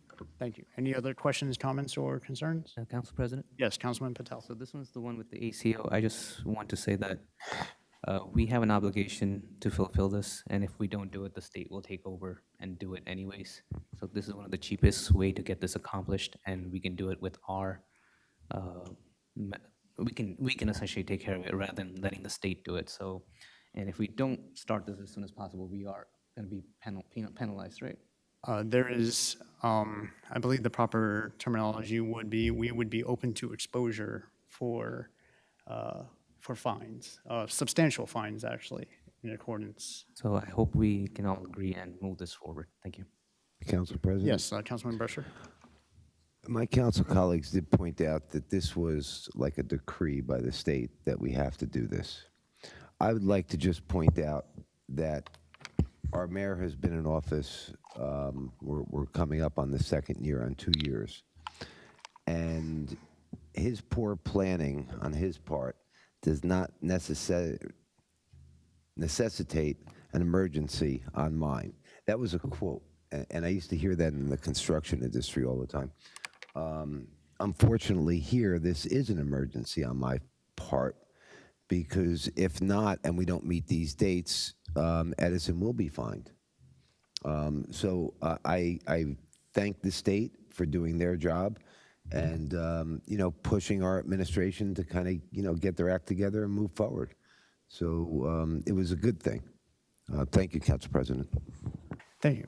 Any other? Yes, Councilman Patel? I just want to point out that this issue started in 2013, so it's been going on for a decade. I don't know what exactly the back-end process is, as I'm not privy to that knowledge, but I assume that you guys were aware and you guys were getting the finance and everything in order in the back end. Thank you. Council President. Yes, Councilman Brescher? Yes, I mean, I just would like to clarify, because my council colleague makes it sound like in 2013, it was no one else's responsibility.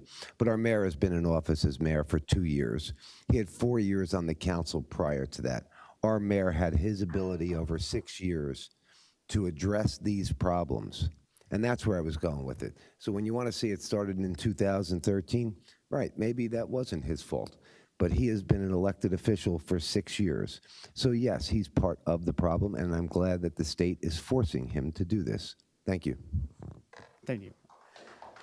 Moving on, ordinance 2186, smart meters. Any questions, comments, or concerns? Council President? Yes. I think Council Vice for the President Harris. public's edification, can we just give a thumbnail sketch of what this does, what this water meter replacement project does? Rob Smith? I'll address it, if that's all right. So the main focus with this ordinance is to replace the water meters for the customers of the water utility. Now, just for clarification, I understand in the ordinance it states under sewer, but that's because the replacement of the water meters would help with the township's I&I, which is infiltration and inflow. So that's why, even though it's from the water utility customers, it's classified under the sewer system.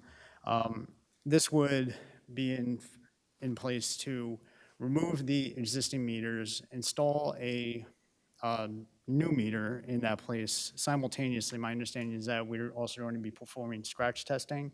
As part of the Water Quality Act, we have to start replacing lead pipes in the township. So the scratch testing will help us identify lead pipes in the township from the home to the main in the street. In addition, with the smart meter aspect, the final product would have to be determined, but in most cases, you have the meter itself and a communication device that sends the meter reading to to a central point that collects the data, and that data then gets sent over to the Water and Sewer Finance Department for processing. It was mentioned before about what Middlesex Water Company has done, and I actually recalled that 2 years ago, I had my water meter replaced, and I actually did not realize that they had put it's a Eltron EWR, something like that, communication device on the outside of my house. So when I look at the water bills I get, it actually says actual, or it says regular, which is their definition for actual reading. But I've never had anyone come to the house that I've seen actually read my meter. So that would be at the end what the scope of work is. Councilman Brescher? Yes, I'll tell you, I became a little dismayed today. I received a call from some of some residents where they had an issue. So the premise of this is that the smart meters will detect free-flowing water, right, which will set off an alarm, which will then allow us to fix the problem. Okay, I ran into residents on Hannah Road. And on Hannah Road, there is it's like a live stream that's coming out. And in my estimation, I would say it's got to be, I don't know, over 1,000 gallons a day that ends up just flowing out of the ground and then goes into a drainage ditch. And they told me they brought this to the administration's attention, and the administration's stance is that this is not Edison water, that this is the townhouse complex. It is part of their problem. Now, I guess the issue I have is that all the residents there told me that American Water took care of this in the past, right? So this is going back and forth since July, right? So here we are, we're in September, right? So this happened since July. And we haven't done anything. Now, the most stressful part about all of this is that the water that's coming out of the ground right now, okay, is unmetered. Unmetered. So that resident and that complex is not paying for that water, okay? Edison Water is being charged for that water, and they are not charging anyone else.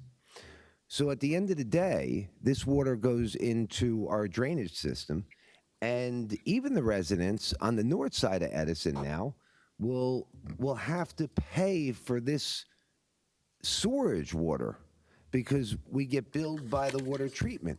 Now, to me, the right thing to do, right, would be to dig the hole, right, see where the break is. Maybe it's in the main, because you can't tell where it is coming from the ground. The residents said that they had their shut off at the street, and the water still continued to flow out. They had a plumber come over, they shut off the main in the street, and it still comes out, which tells me it's probably a main. But irregardless of what it is, the township should excavate it, fix the pipe. If the pipe is the resident's responsibility, the township and the water company should bill the resident, right? And they should pay. And if they don't, then what do? We would use our attorney, right? And he would try and recoup our funds. I mean, that's the reasonable thing to do. But to just allow the water to continue to flow unmetered, that the rest of South Edison residents have to pay for it on the water side, and the residents on the north side have to pay for this on their sewer, okay, is reckless and irresponsible. So, I can't buy into like this is going to solve the problem when a problem comes up and then it's still a problem. And this is from July. So, this isn't the end all and the fix all, like when we talk about the technology end of it. There's a human aspect that is a component. And that's all I have to say. Thank you. Thank you. Council President? I just want to make sure, because I know the circumstance that you're talking about, and while it does relate because of the meter aspect, I want to try to separate the instance that's going on versus the the meter aspect, just Yes. if that's possible. So, thank you. Councilman Patel, sorry. So I don't know if I'm allowed to talk about the Hannah Road issue, but Bob, would the smart meter help us detect the leak? Smart hydrants or the smart meters, would they help us detect these leaks? Okay. Please, Bob, thank you. We've had meetings with the mayor and the township attorney. They're considered private communities, and we were told that we don't respond to those So private. I don't want to talk about a specific issue, just in general with these. Smart hydrants will tell us if there's a leak between hydrant A and hydrant B. It'll let us know that. Okay, and then that would be the solution to this particular problem without digging anything up. If they have the technology on the hydrants, yes. Okay. Council President? Just as a clarification, it would assist in detecting an issue has arisen, but until the actual work occurs, it would still be there as a generality regardless of. Right, I just want to make it known that the detection happened in July, right? And still nothing's happened. So my point was, whether you detect it or you don't detect it, at the end of the day, people are paying for these things. We were That's all. told, we were there, Roger was there, spoke to the property manager. He assured us they were going to take care of it. I don't want us to get into any of the individual items. I want to please stick to the ordinance, so. Smart meters? Yes, but that's pertaining to a particular. All right. Yeah. Smart meters, we've come across a lot of instances where meter heads have been damaged and removed. Jumper pipes have been put in where the meters have been taken out, bypasses in apartment complexes. And we were told by American Water they replaced all the water meters within our area. That is not true. That is not true. We have instances where the residents' laterals from the main to the house is basically clogged. All of that iron and debris goes into the meters slow down, so we're not getting accurate readings. We pay for every bit of water we get from Middlesex and American.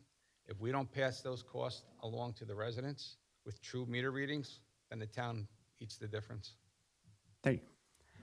Any other questions, comments, or concerns from council members?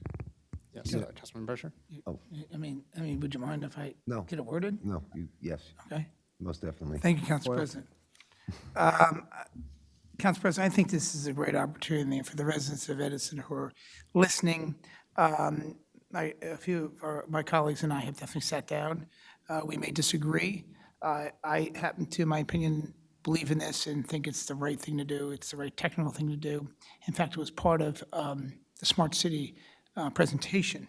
The overall, we have a chance to detect water flow. In the better part of it, if we had Suez back, they were going to do the same thing. And this part monitors whether someone's using no water, too much water, or there's a gap in their annual water, which would give us an alarm that if someone's usage was 500 a year and all of a sudden it's 100 a year, maybe it's vacant, maybe the place, or maybe there's a bypass. When you come to small homes, that's probably not our target opportunity to have a big win. It's the commercial properties that may be stealing from the town and any industrial property out there. So this is a great detection. The overall cost, I think, has a revenue generation opportunity of about $700,000 a year. So it's worth it. It's technical. It makes our job easier at the water department. The list of things they've accomplished is just one more opportunity for them to utilize their staff to do something else and also have an automated system in place. So I'm in full support. If there's anyone on this council that is not sure, I hope today you'll vote and say yes. I do respect your decision, but we're this close to starting something new, and I think the township residents deserve your support. Thank you. Thank you. And just for general information, ultimately this system that is implemented would have to be bid out and whatnot, but what was provided me as a potential, the meters that are figured to be replacing are in line with what the water utility currently purchases. That's a Neptune T10 system and a Neptune Mach system. The Neptune Mach system is actually what was installed at my home that I had referenced before. The smart technology aspect of the cost is approximately 30% of the overall cost. And that's because of the communication device, the actual application software that the township and residents would be able to use, as well as the 4 sensors or beacons that would be installed for the smart communication devices to be able to relay that information in. So to me, if you're looking at it from an apples to apples comparison, whether it's with the smart app, the communication aspect versus like the same one-for-one replacement, the additional monies needed to implement that are not as grand as it would seem. So if you're viewing it from a cost difference, just the smart application of it, the return on investment would actually decrease several years, because if you're saying that the one-for-one replacement is the same regardless of this program or not, you don't have to, that would incur regardless. And in regards to the return on investment, I know that there's 2 items. It's actual better meter reading, so that you have people that are actually paying for what is used. Notifications can actually alert for overusage, so a potential savings would actually be in the deduction of actual use. Those would all be items that would help with the return on investment number that has been put forth. Thank you. Any other questions, comments, or concerns? Seeing none, move on to 2187, bond ordinance providing for gravity and pressure collection system assessment. Any question, and rehabilitation, any questions, comments, or concerns? Council President? Yes, Councilman Goyle. Do you mind giving the public just a quick 45 seconds of what this accomplishes? And how important it is? This is also part of the ACO agreement. Now, there's a couple of areas where we have to inspect and rehabilitate. The GIS mapping and the I&I flow metering, I believe, has already been performed, and the I&I investigation is currently being analyzed. That would help determine the schedule as to where the starting points would be. I was provided a map as to how the workflow is going to go, and that's based on the I&I report. We have to assess our force mains. We have to rehabilitate the force mains. We have to also inspect and assess the gravity mains. The difference with the gravity and the force mains, gravity takes and the force is pushed forward. From a scheduling standpoint, the inspection has to be done by 2028, but that's done in 20% increments. So by July 23rd of next year, we have to have 20% of the system inspected and assessed, 40% by 2025, 60% by 2026, 80% by 2027, and the full amount by 2028. That's for the inspection and the assessment. And during that time, we have to rehabilitate pretty much whatever we find. But that's the main scope of work as to what is before us tonight. I apologize, that was longer than 45 seconds. No, that's right. Thank you, Council President. Council President, Yes, Councilman Patel. I just want to say Councilman Brusher had a good point, and I am curious as to why it took so long for this whole ACO to come together. Can you walk us through the back end? Somebody texted next. Yeah. Yeah, they definitely texted. Why the ACO took so I long? mean, the whole process, the iBank and the financing of this, why did Well, the iBank and financing and the engineering work all started from last year. Okay. Once Mayor Joshi and the administration took over, there had been discussions in the past with the DEP over the ACO issues. A lot of it was put on hold during the process when the township was considering doing the concession deal for the water and sewer system. And with the thinking that if they went through with the concession, then Suez would take care of that. And then that concluded, we started the water utility operation, and then last year, CME was retained to begin putting all the plans together and the applications to the iBank for funding. All right, thank you. Any other questions, comments, concerns? Council Yes, President? Councilman Brusher. Right. This is one of the items, I guess, that we have for the Suez. The whole point of the Suez was not to sell our water and sewer, but was for us to do it. And what we're currently looking like we're doing is we're outsourcing a lot of it, okay? And from what I remember through the whole thing, and Mr. Batil isn't here, but he has stated this numerous times, that the only work that was supposed to be done was emergency work. That's what was agreed upon, that's what was written about, and that's what was stated. And when you come up with items, you know, like this, where we're going to hire an outside vendor to do work, you know, it goes against the founding principles of us keeping our sewer and water in-house. I've asked to make sure that we were fully staffed and we had all the equipment that we've needed. I don't think I voted no on anything for the water department. So I don't understand why we're doing this. Now, we did have a discussion. I did sit with our director, Mr. Smith. You know, he did explain that there are certain things that maybe he can't do, right? Like force mains, looking through and doing that.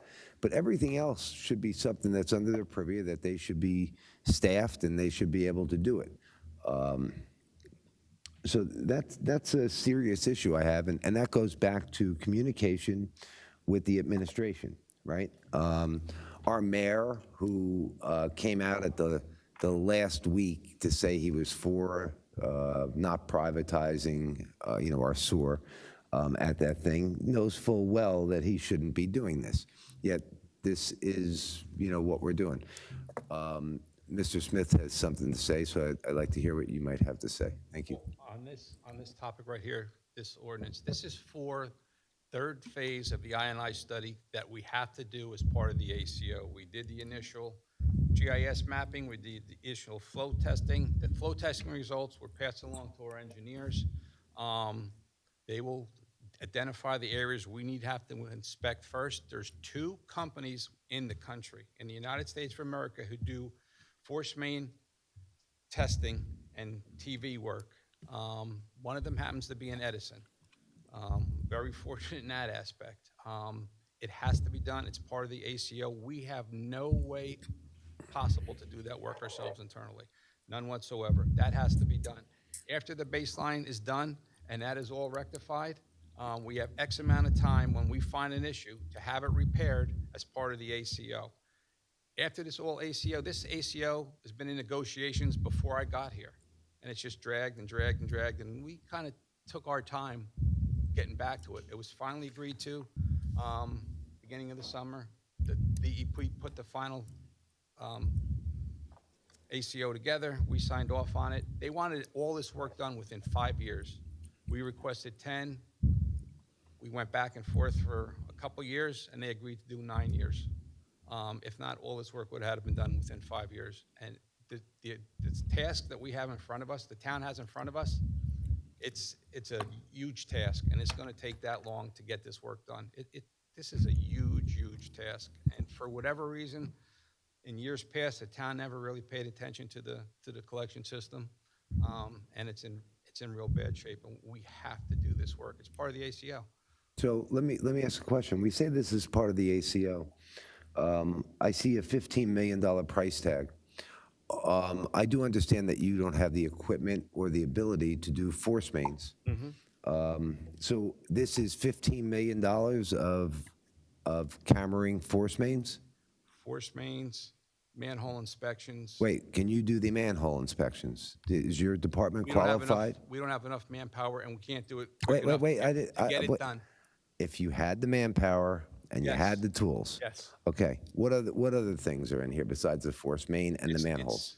It's just basically The the gravity collection feed? system. Excuse me? The gravity. Gravity and Okay. force mains. The gravity system. Can we do that if you were given the manpower? Yes. And the machinery? Yes. So I guess you missed my point on what I was saying, which I said we are supposed to do this work. We are not supposed to outsource this.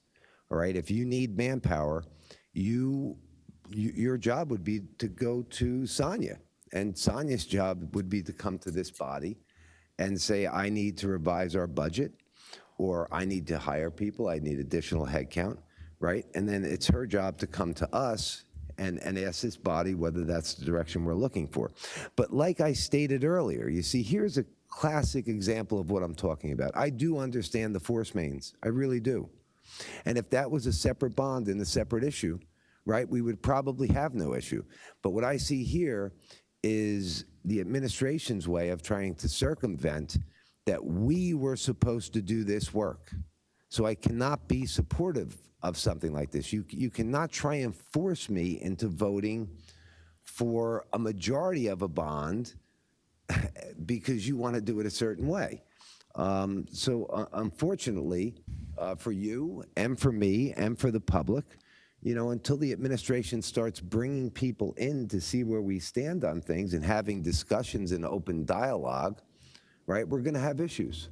So that was, thank you for your comments. Thank you for clarifying. I agreed with you about the force mains, but I don't agree that we need to outsource to look at the manholes or the drains or the source. And that's an opinion, right? You might feel that you can't hire enough people or whatever that is. Again, to me, this mayor was a councilman. He was here for Suez. He should have known. Day one, instead of being out there painting these walls and putting in a shiny new floor, right, or having some party at Papanani Park, he should have been in your office to rectify this stuff. He should have been requesting from this council to have the machinery and the manpower you need to get your job done. So, again, I'm not saying that this is your fault. This is an administration issue. But thank you for your time. Council President? Is it okay just for me to make a comment? Yeah. And Mr. Smith, you don't have to stand the entire time. That's fine. If you have any questions. So I understand the points that Councilman Brescher mentions. My hope in the future, while the ACO items are being done, that we give the sewer utility the baseline that it needs to be able to function at its most optimal rate or efficiency. We have, to my understanding, approximately 15 miles of whether it's, I guess it's gravity main, that's not even mapped out. I missed approximately, right? We have areas that aren't mapped out. 320 miles of main that need to be inspected. I agree that in the future, that we should be able to do all of this in-house once we have the baseline established. But to get that point, we need to have the baseline. We need to make sure that the playing field that the players are playing on is adequate enough for them to actually perform, to use a sports analogy.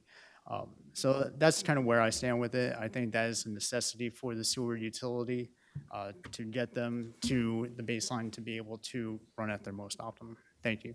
Councilman Toy, you wanted to make that? I mean, I think this is critical. This is something we've been waiting for a long time. When we were here arguing about Suez, the big problem with Suez is that the assessment they made that was probably as big as this report here was based on just useful life. So there was an entire guesstimate based on what they think it could be based on where they may have worked in other towns. Interesting philosophy, but there's nothing that detects pure accuracy. I have some pictures here. I know people can't see them, but some of the pipes in this town, I couldn't believe how thin this pipe is today. That was removed by our water company and replaced. It's just, we're talking as thin as aluminum. That's thin, thin as a can, a stronger can. But it's amazing from what it was when it was installed to what it is now. And as you'll note, some of these pipes are just clogged, and they're not certain to get the pressure that they need. Another picture here of a home, a shed in the backyard, had this guy went and got his lawnmower, he would have fell in a 6-foot hole. And this just happens through, a break, a problem, and accretion. As water just starts taking away a piece of property, it starts eroding, and before you know it, you have a hole, a sinkhole. A lot of things happen underground we're unaware of. I fully support this. I think this is one of the best opportunities for technology for us to get to the accuracy and the critical infrastructure, what needs to be done first in that capital improvement by design, by direction, and a calendar order, if that makes sense to anybody. So the importance of this, to me, is probably the most important on here. I ask my colleagues, I know we disagree, and I understand my colleague, Rich Brescher, and about us doing work. I'm all about hiring Edison people. I love what's going on in the water department, how we're training young adults to become professionals. And yes, they're moving on to get a better job because Edison never pays enough, so people just run. But someday we will, and someday they'll stay.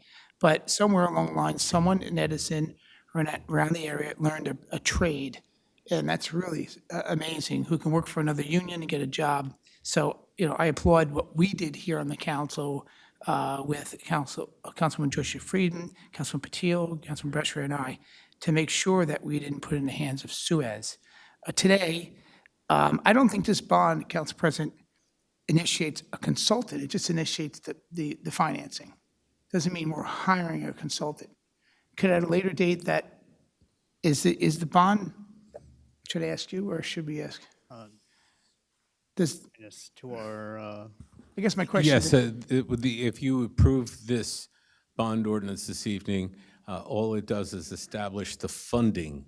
It doesn't commit to the spending of the Okay, funding. so is it fair to, my council colleague wants us to do it one day if we can get to that point. It's obvious what we heard, someday we may be able to get to that point. A bit challenging, I'm not going to disagree of that parameter. I'm not in the baseball league of what they're doing every day. But if today it's only passing the financing, and for some reason, some council members come on to vote for the financing, will there be another swing at the plate that contractor for the CTV will be on our agenda like normal to pass that amount that's going to be given to that person as a portion of this bond? Yeah, it would be the exact same thing we talked about with the general improvement bond ordinance. That so- every time funds are to be expended against this for any of the work to be done, it would have to come to council for approval of any contract, especially if we're using an outside contractor. Right, so we get another swing at the plate that Correct. if and when that time comes, and it could be a month, 2 months, when this contractor comes to the table, this council could deny that contractor and ask that we do it and ramp up to do the job, if we came to that understanding. So there's a chance of that discussion. Correct, So today, it's just bond work and money and financing. correct. This is Okay, I'm purely good. financing. So, all right, again, I just applaud my council colleagues. I thank our debate that we've had over the last, 12 days, and I thank my council president. You are uniquely qualified in such a way you have no clue what the council president delivers to you as far as you ask him a question, you get back a very detailed answer. And it's amazing the work he has no clue. He's very humble. Don't expect me to give you those type of answers. It's going to be on the phone. This is what you're getting. But it's amazing, and I thank the time you put in. I mean, really, a lot of questions answered.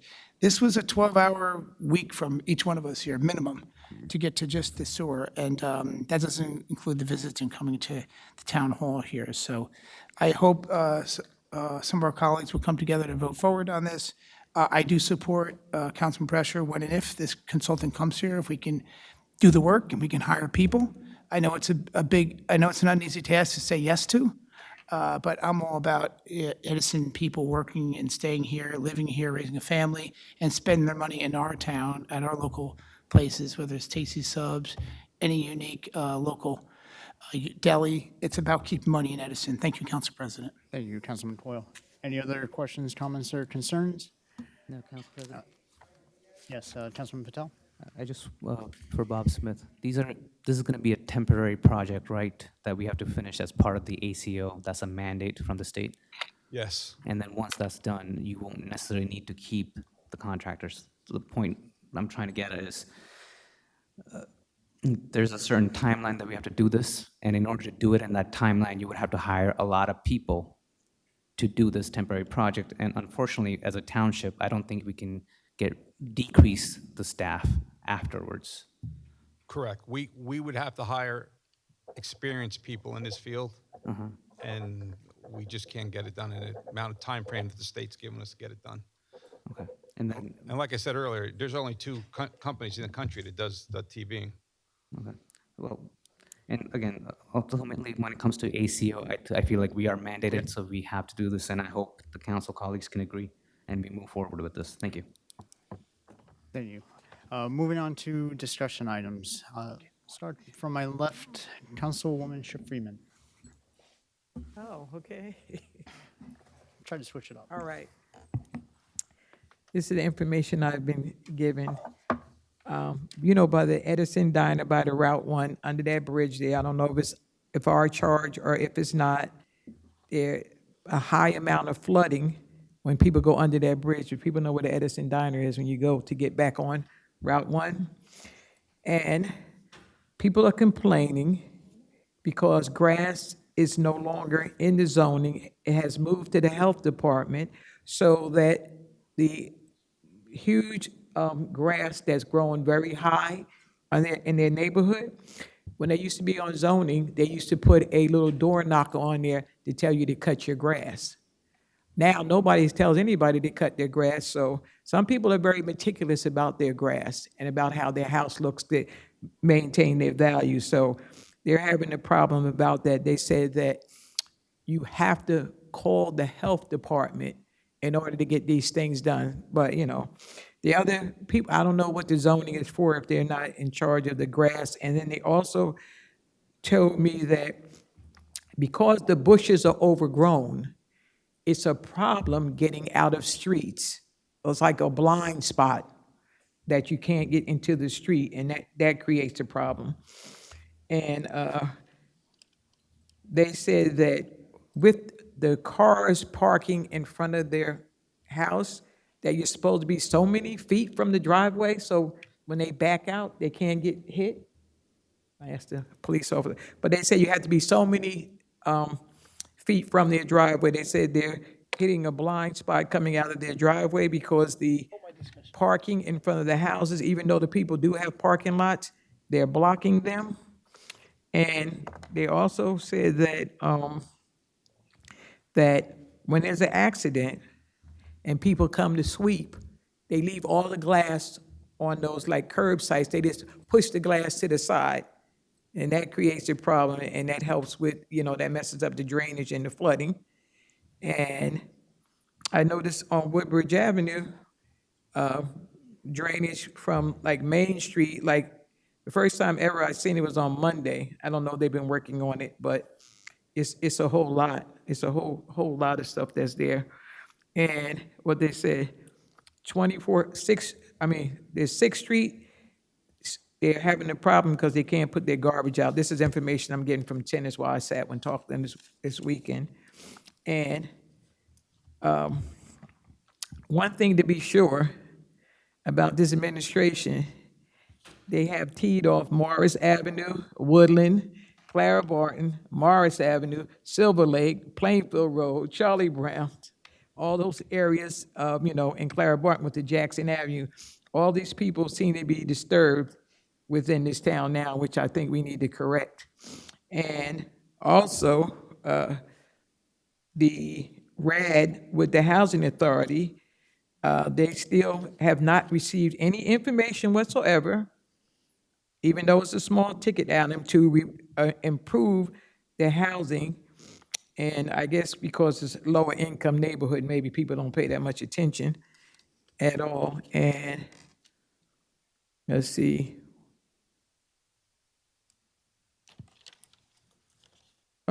That's about most of the information that we have here. And we need to get back together and sit down with the Veterans Committee because our project that we started, it seemed to hit a couple of bumps in the road that we're not renewing that for our veterans. And I think that's very important that we get back on point with that. And another thing, Kitty Keepwell Camp is having a program, and they were saying that anyone that could donate $100 gift cards to the, for the Kitty Keepwell Camp, the underprivileged children that go there at all. So I've covered all the stuff they've given me. Veterans, cultural, RAD, human relations. All right, thank you. Thank you, Councilwoman Ship Freeman. Councilman Patel? Give me 1 sec. So I had the bike paths. Sonia, for Grove Ave, Bob told me that it was scheduled, but it's been delayed by rain and school bus. Is that correct? Yes. Okay. Now, there is a PSE&G meeting for the power line trails that is supposed to be scheduled, but Brian from engineering and Frank Lacusi from PSE&G are playing phone tag and trying to get that worked out. From the website update, I believe we have the RFP out now, and we should expect something end of September. So the results did come out. It looks like it may go above the bid threshold, so the next part of the process to actually put a bid out, because of the responses that we did get. So it will take a little more time in order to get a vendor in. Okay. What is the status of spatial data logic? Are all the departments enrolled or trained? All of the departments are enrolled and trained. I actually believe the clerk's office was the last department to get done. So we are fully done with implementation. Okay. And this is something I think I'm bringing it for the first time. I think we were talking about going to cloud for our email and all that stuff. Yes. When is that going to happen? So I have the information from our IT team that provided to me actually this week.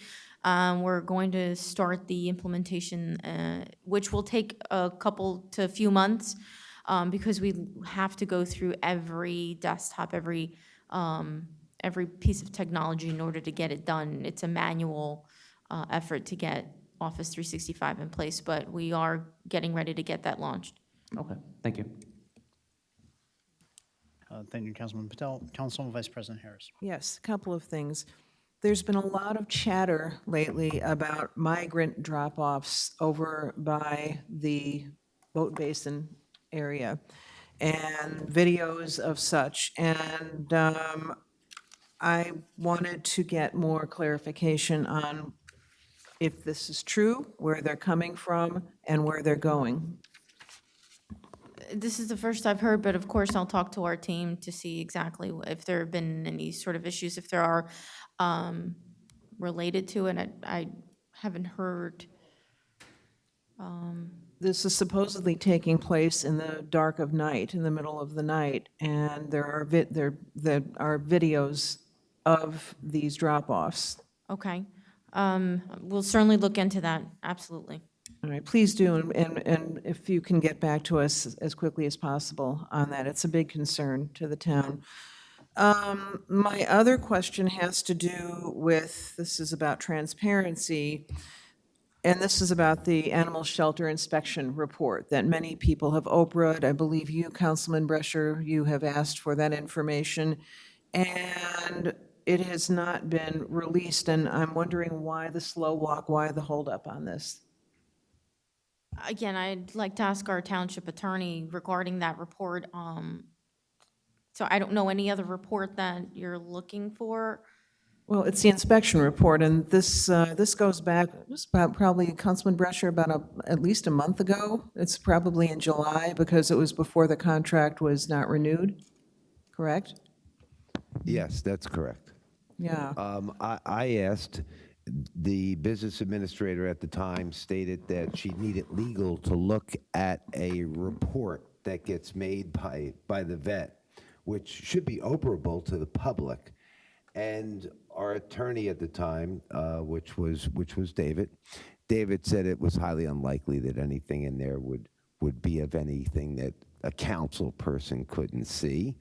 But, right, here we are fast forward again, 3 weeks with the speed of light with our administration in getting us that document. And whether it's the administration or it's the attorney, the administration's job is to do the follow-up, right? So if she sent it there, she should have gotten the follow-up and done it. But again, we don't have it.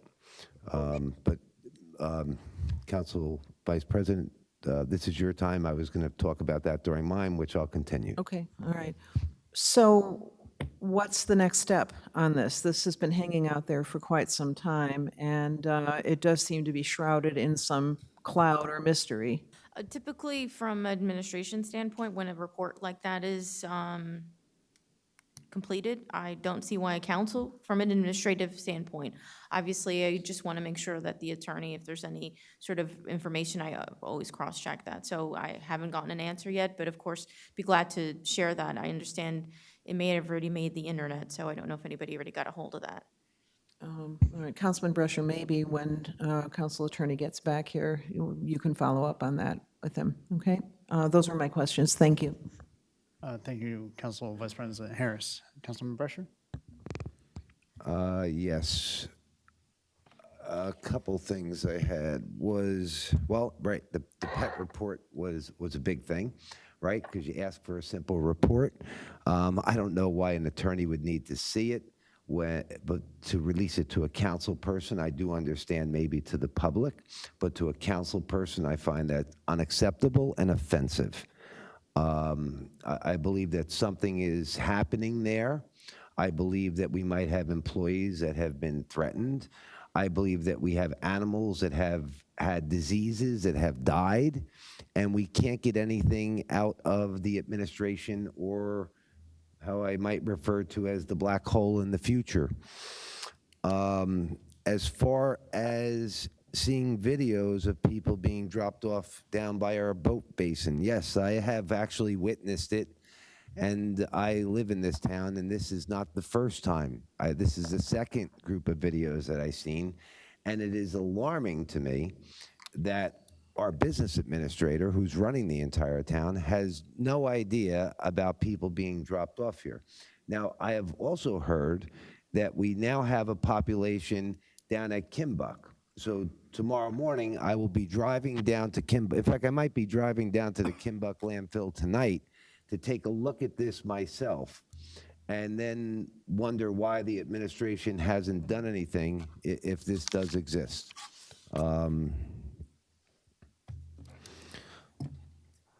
Oh, and my other one was just about this water issue in the Victoria Park. Now, when it comes to that, right, I'll tell you where I kind of look at this. The people there that live there tell me that American Water has always serviced them. Only until Edison Water took over, they're not. They're saying Edison Water is telling them it's like a private condo development, but it's not a condo development. A townhome development is very much different than a condo development. In the condo, in the townhouse thing, they own that unit. So each individual unit has a meter, and the main that's in the street should be just the same as the main that's in my street. Now, I also found out that they gave Edison back in whatever it was, 40 years ago, a right of way. So if we don't own the main, the sewer main or the water mains, then why are they giving Edison a right of way? A right of way to do what? You know, if it's a private thing, like I owned a farm and I paved everything, why would I need to have the township, give them a right of way to come down my driveway? PSE&G there, just so you know, when the light bulbs go out, they call PSE&G, and PSE&G comes and changes the light bulbs. So Councilman Brescher, you brought actually a very good point, and this was for conversation with our attorney, Mr. Rainone, about how exactly we would deal with situations like this.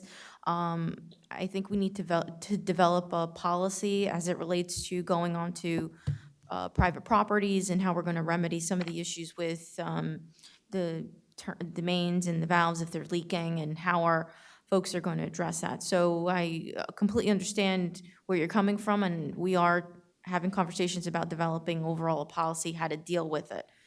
I think this is going to be a township-wide issue versus just a few homes okay. here and here. So I completely understand where you're coming from. Right, but then you do understand that you sat here today and you asked us to approve millions and millions of dollars for water and sewer.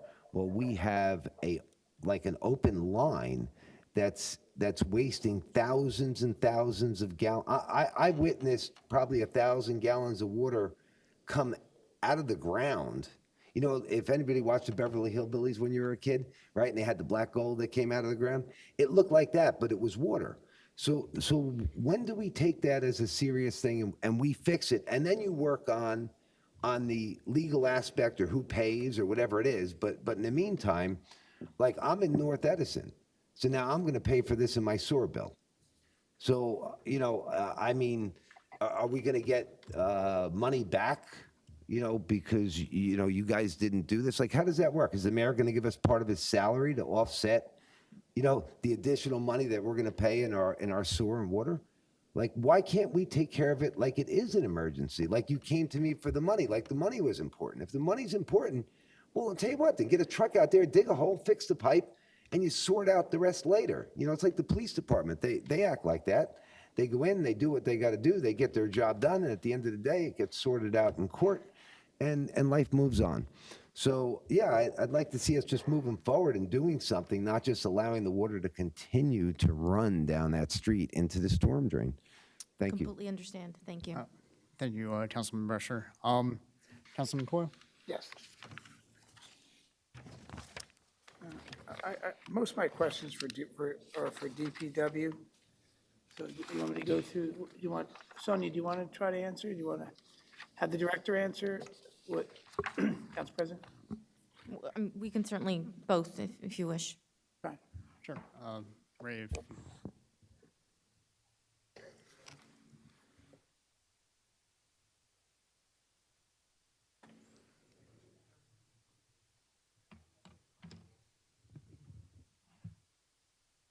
Hey,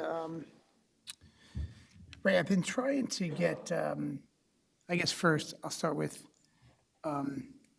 Oak Tree Road. I've had some complaints on Oak Tree Road of the sidewalks. Is that your wheelhouse? Replace some sidewalks?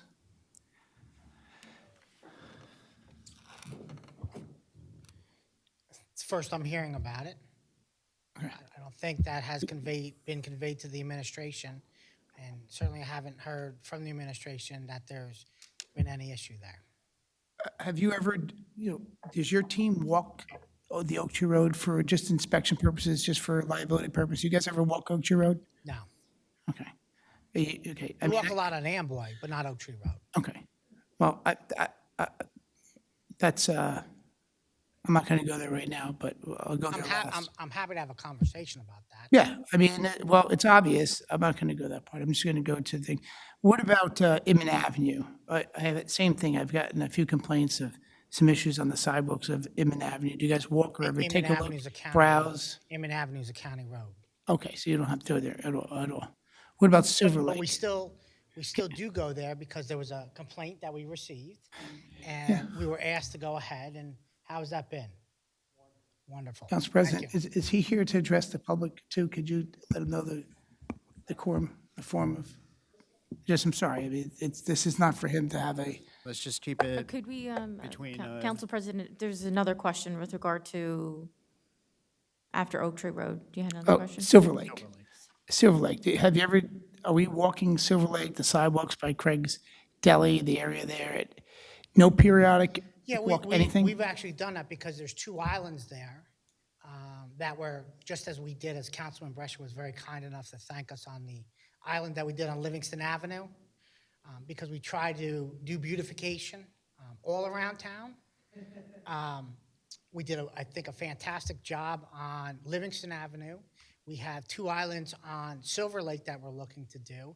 Matter of fact, we have 4 or 5 islands that through the course of this year and next year that we're looking to beautify. We're looking to expand our horizons And rather than focus particularly in one area, to try to do beautification across the board throughout the whole town. And I certainly want to thank Councilman Brescher. I know he's not here right now.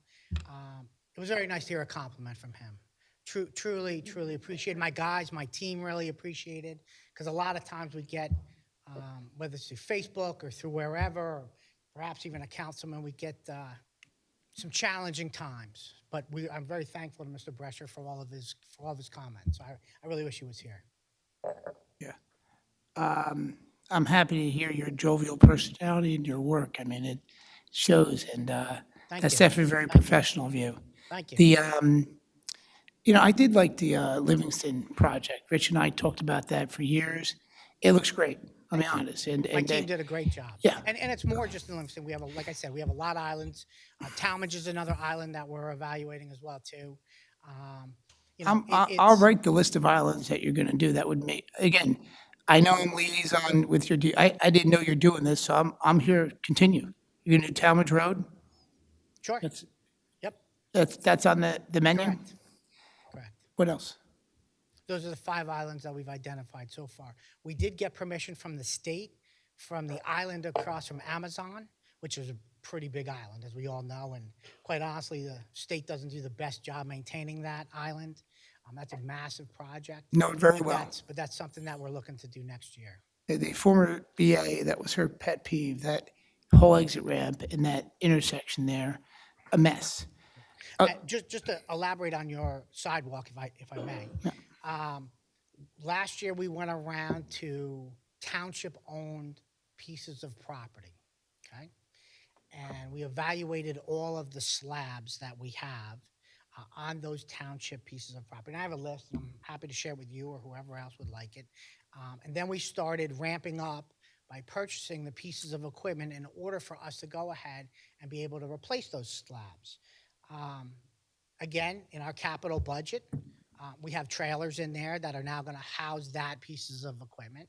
We have trucks that are now going to go ahead and pull those pieces of equipment. A comment was made that a lot of pieces of equipment, Public Works has gotten so many pieces of equipment. The majority of pieces of equipment that we've gotten really over the past year was really because of Ida. I mean, I lost half of the park's fleet. So while we are truly appreciative to the mayor, to the administration, to the council for your support in helping us purchase and update many of the pieces of equipment, we are dealing with pieces of equipment that are, in some cases, 20 or 30 years old. Now, I can't speak to what was done before I got here, but the influx of purchasing that we've done is because in the past, they didn't purchase. The money was allocated. Nobody had the knowledge, I'm assuming, to go ahead to make these purchases. So yes, we've gone ahead and tried to update. Council President, this isn't even my line of questioning. I just want to Well, clarify. I was trying to So this answer. is yield, continue to let him talk, but it's his time. So again, I just want to You're welcome, clarify. you're welcome to elaborate. It's just not my question. I'm here, we're here. The false pretense about how many pieces of equipment and what pieces of equipment and how much is done for Public Works, I just wanted to clarify that because that's an inaccurate statement. Are you done? Sure. Okay. Can you just list, the question I had before you interrupted me was, how many locations are you, and again, Ray, happy to hear these great things happening. I mean, the fact that some council people and some members of the public may not agree with what you're doing in the order you're doing it. I mean, you're the DPW director. You're in charge of the 750 lane miles of road. It's your jurisdiction. Talmadge, Amazon, definitely supportive of that. Silver That's Lake. 2 I have here. 1, 2. Can you tell me 3, 4, and 5? Silver Lake. Silver Lake. Okay. Silver Lake is 2. Talmadge is 1. Amazon is 1.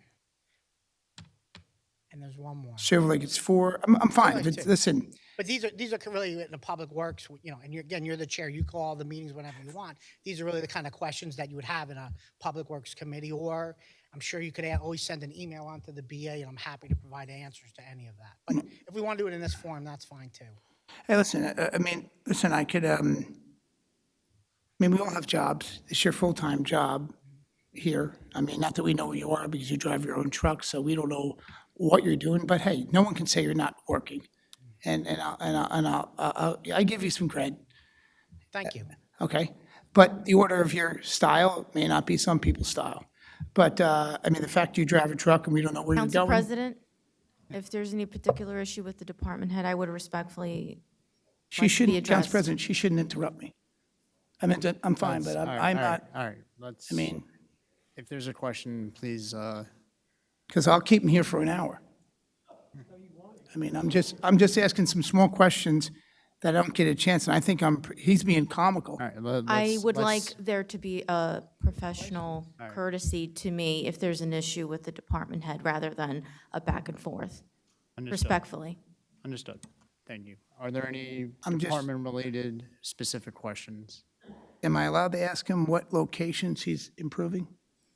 I'm think happy that's- to send the entire council a list on that through the. Okay, Talmadge, listen, and Ray, very happy to hear these things. First time hearing them.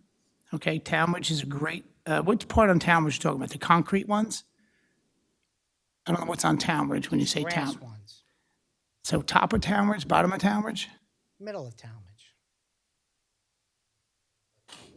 By Coolidge. Coolidge. Okay.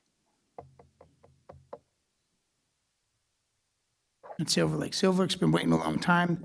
I don't know if you're aware of, but to the administration, we adopted that location about 3 years ago through the county. So we have jurisdiction to do work to that ramp. Are we aware of that? Ray, are you aware of that? I wasn't here 3 years ago. Okay, we have, there's been an administrative agreement between the county of Middlesex and Edison. I think Councilman Deal was president, clerk, can you recall? But we'll get you that. You don't have to seek permission to start working on that. There may be other jurisdictions, and I'm happy to hear that. That's really good. Now, of course, Amboy Avenue is my next question too.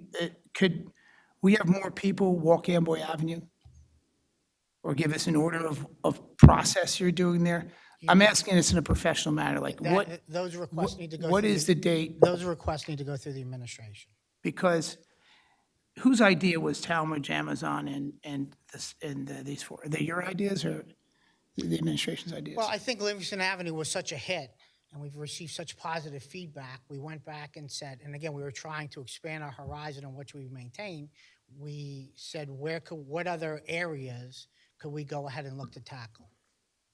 Ray, or to the administration, the problem I have is, I hear the discretion he has as director of DPW, but I don't hear any discretion that he can come to Amboy Avenue and do the list of normal work and liability procedures. I'm always caught in this, go here, there's selective hearing and taste, and I'm getting tired. I'm putting about 18 hours a month into parts of the town that are not my responsibility.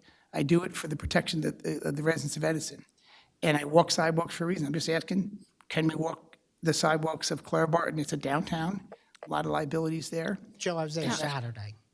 What's that? I was there Saturday. Okay, We are there, I know, because we put in the work orders approximately 3 times a week. If there's a specific issue with regard to Amboy Avenue, I would respectfully ask that you let me know exactly what it is you're looking to get done. We did meet with you and discussed a planting plan with a threshold, correct? Yeah, yes. Okay.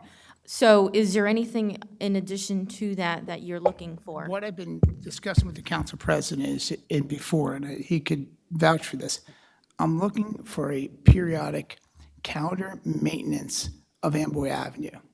And and I'll give him plenty of time because every week, Sonia, residents call me, I have to report. I think it's time for the resources of a councilperson, other residents to move to another part of the town to work on that part. Council President, Councilman, at our last Public Works Is he meeting, we gave you a copy. Everyone, it's maintaining decorum. He was speaking through to the business administrator. I think the point has been made about what you're looking to do and to achieve. We have had side conversations on this numerous times. I'm not going to tell you to stop, continue going, however, but I think that some of these nuances should be taken offline since we've had these conversations before. However, you may proceed however you see fit. Council President, I don't, I'm running out of time. I'm on this about 18 months with the new director, and I'm not getting anywhere. And my challenge, and I think I speak peaceful and give compliments where deserved. I'm sorry if I don't, comment DPW every day of the week, but they're paid salary people. They're not volunteering for free. We're here to do a job. We do it. And they do a great job. But my point is, I'm just running into a gap of communication. I'm reading a report in finance of all the accomplishments of the DPW director. Many discretionary things I believe he's doing on his own with his own decisions. I'm asking, could someone, a person, periodically provide a calendar of what's going to be done for the block so that I don't have to get a call? I know that on Wednesday, someone's walking, and I'll just speak to Sonia, someone's walking the block on Wednesday at a certain time of the day. So it doesn't matter when. I don't expect someone to walk the entire block, but it can be broken up into portions. And I don't see that being done. And I haven't gotten an order calendar of maintenance of the block of what's being done.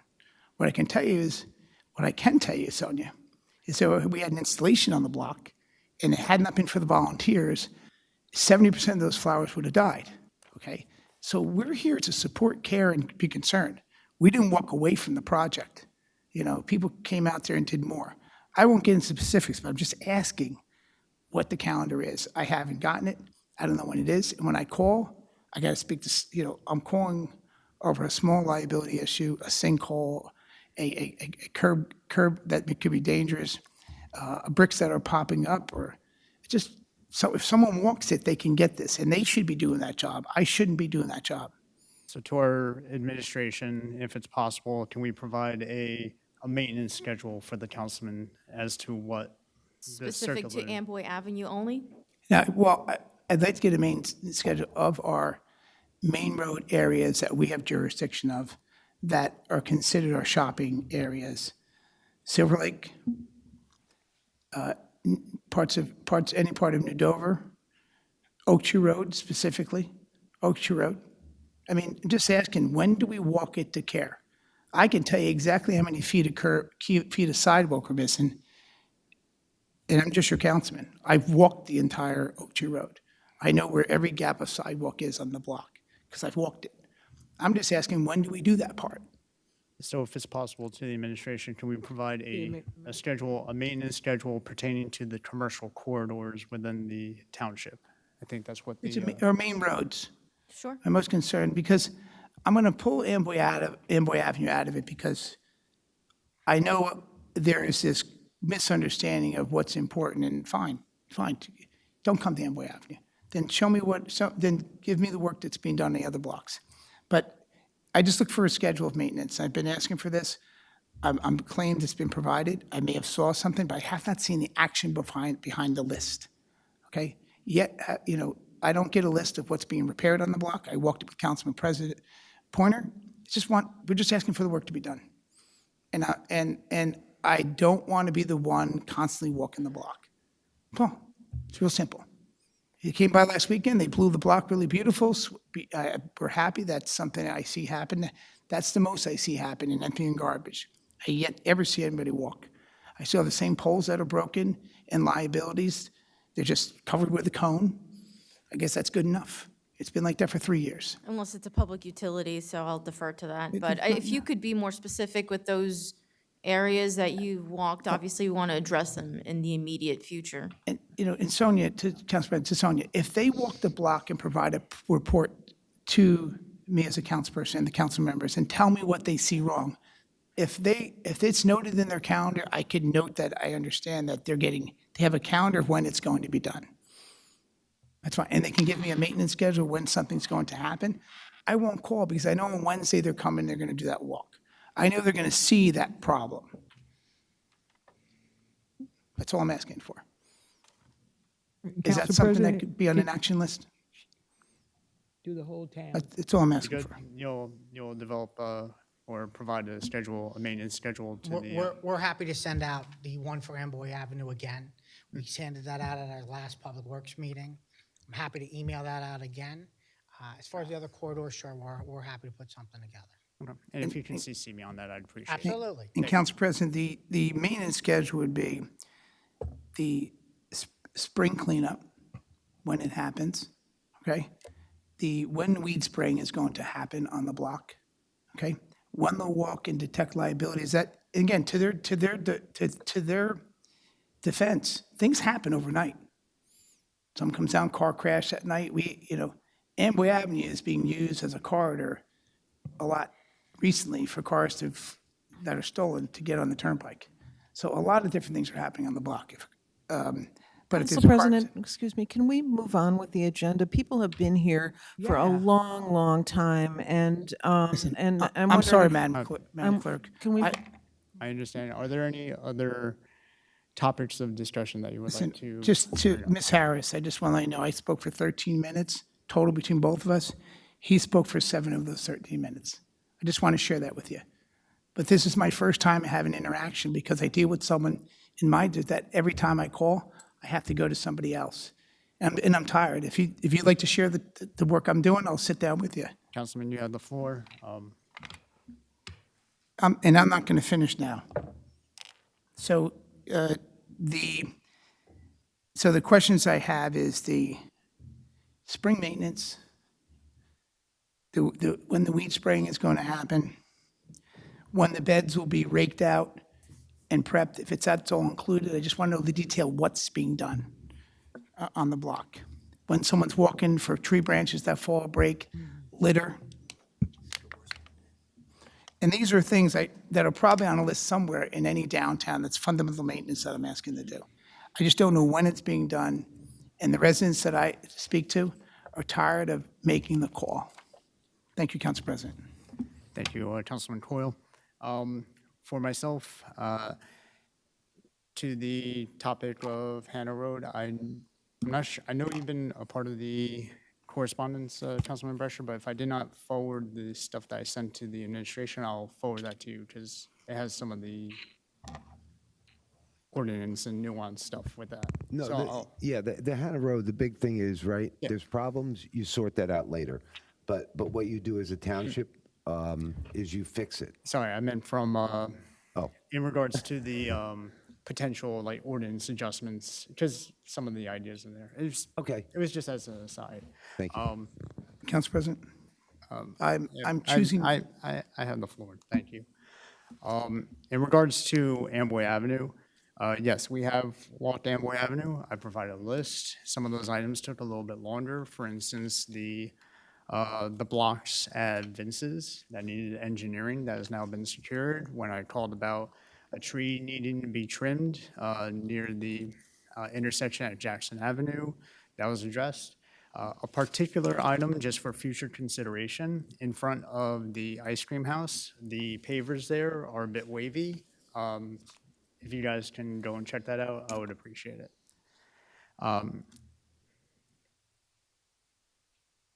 I have no other further discussion items. Council President, Yes, Councilman Coyle? I'm choosing not to talk about crossing guards tonight because we tabled it. I just hope that, that's the same across the board. I just want to yield and note that for record. Thank you. Moving on, we are on the regular agenda now, or regular meeting. 21, approval of minutes. Can I get a motion to approve? And I should note, I had written it down, I believe Councilman Brescher were absent one of those meetings. I think Councilman Coyle was. Okay, just wanted to make sure. At this time, can I get a motion on the minutes? Motion to approve the minutes? Second. Motion by Council Vice President Harris, second by Councilman Patel. All in favor? Aye. Aye. Any opposed? Motion passes. Abstain on. Oh, sorry. Understanding the abstaining Brescher's from abstention. item A and item, I think it was D. Well, Councilman Brescher was Okay. 614. Right, I'm A. Coyle was 724. So am I not voting for it, or you? It's abstained because you weren't here. at that Okay, good enough, thank you. So I'm abstaining from the entire item 5 minutes, thank you. My apologies for the confusion. 22, approval of volunteer firefighter. Can I get a motion on the, Motion to approve? Second. motion by Council Vice President Harris, second by Councilwoman Schiff Freeman. All in favor? Aye. Any opposed? Seeing none, motion passes. Council President remarks. We've been here quite a bit, so I'm going to skip that for the moment. 24, administration agenda from Mayor Sam Joshi, items A, B, and C. Can I get a motion? Motion to approve? Motion by Council Vice President Harris, second by Councilman Patel. All in favor?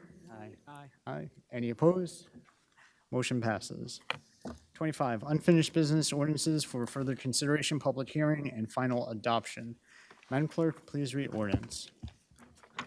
And just for clarification, this is in regards to 2183, 2179, which was previously discussed, is not part of the agenda, for clarification. Bond ordinance providing for various capital improvements in and by the Township of Edison, Middlesex County appropriating $20,450,000, therefore, and authorizing the issuance of $19,524,000 in bonds notes to finance a part thereof. At this time, I'd like to open it up to the public pertaining to ordinance 2183. Mrs. Wilson?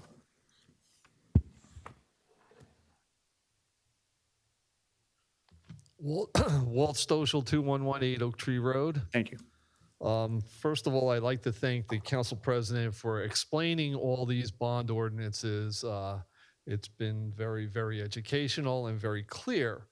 I think one of the things as somebody who's gone to these meetings for over 30 years, one of the problems is the past 3 administrations didn't spend the money, didn't do the projects, didn't get things, and now we have to pay the price. Now that everything has come due. Just for clarification, this one's specifically in regards to the various capital improvements. Right, Okay. I'm talking about that. Okay, thank you. And there are some new things in that this bond ordinance that we never had before, such as an emergency management command center, which when we have an emergency, it would be nice to have that. I have one question. The $4 million for the road department garage, are we replacing the existing garage on New Durham Road with a new building, or is this another building we are building? If it's okay for me to bring up the director, I know we spoke about, or no? We are in the statutorily obligated public hearing section. I would not bring up members to respond to Understood. questions. Can I allow you to ask any other questions you may have? And That I'll is present my only understanding. question tonight. My understanding is that we're looking to eventually replace the building with a possible precast. Terminology may be off, but essentially to get a new building, have it fitted out for a properly functioning department. Okay, thank you. Thank you. Anyone else? Yes, Ms. Conway.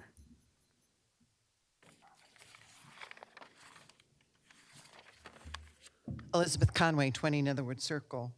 Thank you. Regarding this ordinance, I realize we're looking for capital improvements. But when we were told about what's in those bonds, many of the things that were announced should be, in maybe not my opinion, but normally would be in a line item of your yearly budget. And I don't understand why they were all put into one pie. Could you explain why I'm wrong? Because he's nodding. My understanding, when we passed the budget earlier, there was a preliminary bond amount for the year 2023. You gave a little bit more of a broad overview. Department of Public Works, X amount, police, X amount, fire, X amount. So at the budget standpoint, that was more of the broad, bigger picture as to what to expect with the approximate total amount. This ordinance, though, breaks out that broad aspect into a more specified line items. Now, even within this, though, some of them are vague, so to say, in the sense of the scope of work, so that they can eventually be broken out further. But that's my understanding as to how it worked. You say so. Thank you. Anyone else for ordinance 2183? Yes, Mr. Bassoff.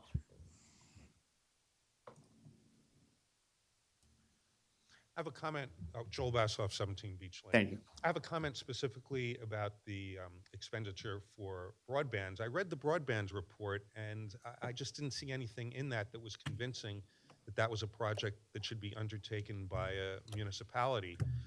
My understanding is also that this township has a cable commission, and we haven't seen a report from the citizens of the town who have volunteered for that, who are probably knowledgeable about that issue and would be in a position to review the report that we commissioned and maybe to come up with their own report. And I just wonder if it would make sense for someone on the council maybe to make a motion to amend the ordinance to remove that item. It just seems like we're embarking on some wasteful spending, a project that would be bigger than we know how to do with.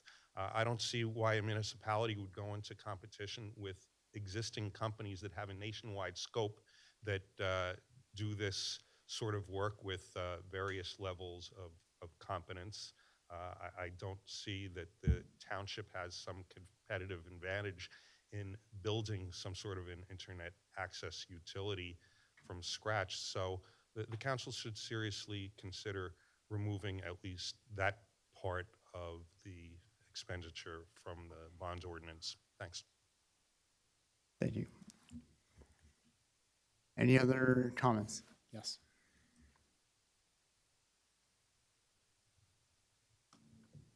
Sue Malone Barber, 85 Pleasant Avenue. Thank you. I just want to kind of echo what Joel's saying.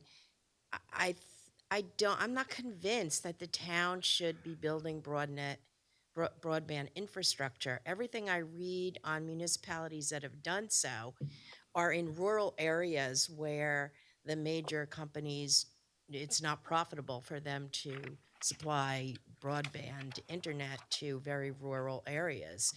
And I don't understand why we would even go down that road. Like, what problem are we trying to solve that can't be solved by bringing in Xfinity, like we said, and is that still happening? I know that's not part of the ordinance, so I won't go there. I'll stop myself before you stop me. And I just feel like, the bundling of all these things in there, that should come out until we have more information on, because it's $1 million to do the discovery right in the planning. But then, once that's done, are we actually not going to embark on the implementation? And that will be very, very expensive. And are we going to commit to keeping that up? And it's just seems like, why would we want to take that on as a municipality when there's plenty of money to be had for these companies to come into Edison? And it doesn't feel like we have to do it. Thank you. Thank you. Would anyone like to address? Council President? Yes, I Councilman just McClure. short, I think our resident makes a lot of great concerns. I just think, a year ago, Optimum didn't have to care about us, and today they're on their toes. I mean, from what the mayor and administration did for an outreach campaign, I mean, this was top priority. The residents of Edison voted because people wanted Optimum to be finished. I'm not saying the startup question that you mentioned is not, a valuable today. The fact they know we're heading in a direction, whether we stop, turn left, and go back, but they're on their toes. They opened up a store. They're getting back to customers. If it improves, maybe there'll be a different discussion later. And if we have to spend a little to get them to be on their toes, I'm supporting that. I mean, we went from a company who didn't pay attention to us to a company now that is. They have an entire crew in Edison just to make sure customers are happy. So just wanted to share that with you. I'm sure other people in the cable company know the same, but thank you. Thank you. Council Yes, President. Councilman Brescher. You're right. When, it's just about statements. Just so the public knows, Optimum decided that they were going to upgrade us to fiber. They made that decision 5 years ago. They have brought fiber to 100% of the homes here in Edison, to the homes. They don't have it to the condos or townhouses. You don't have it? I'll give Marilyn a call tomorrow. I was told that they brought it to, that it's in the street to all of the homes. And the reason why they're bringing us fiber, just so everybody knows, is not really to give you better service, okay? They invested in that, and they don't have to spend as much money with the technicians coming out to repair all the issues that you have. So it benefits them as a corporation, and ultimately that's why they did it. But we do have it available, and I'll check on your neighborhoods for you, because I think it's kind of unusual. And I'll get back to both of you tomorrow. You're underground. If we can avoid the back and forth, because we're still under the ordinance. I'll check on that. Thank you. And on my end, in regards specifically for the municipal broadband, to me, it would be a different story if the goal was to be the internet service provider. However, developing and maintaining the infrastructure, which could potentially allow for outside competition to come in, to me is a good thing. Additionally, and some of my colleagues may disagree, but I think that fiber infrastructure is eventually going to be kind of like how we view roads and electricity today. It might not be in the immediate, but 20 years down the road, I think that type of system needs to be in place, just in general from a municipality standpoint. That's personal opinion. Thank you. Yes, Mr. Dammer?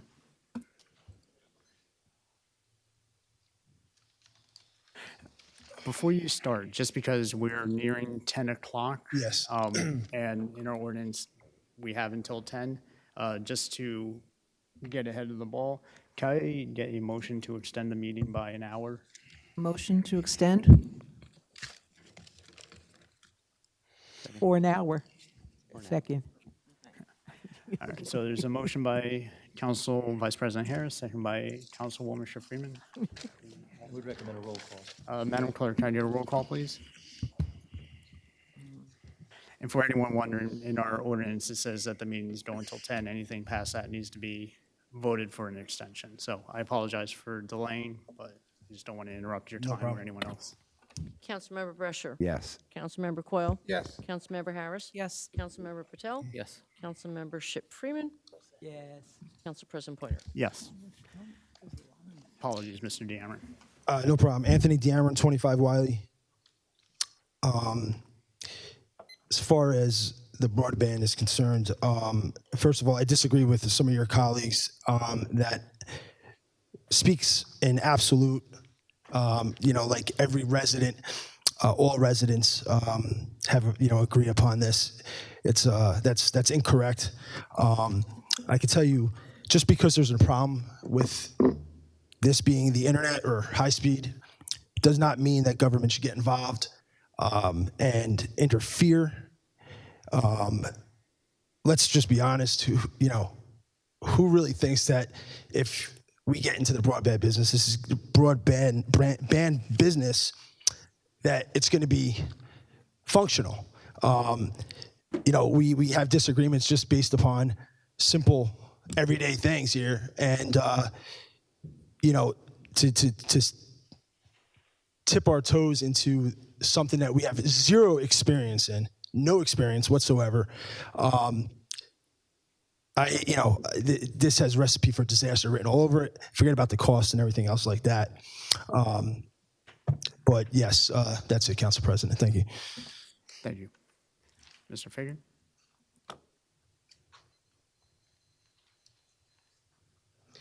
It's late. I won't belabor the point too much, but we all hate the cable company.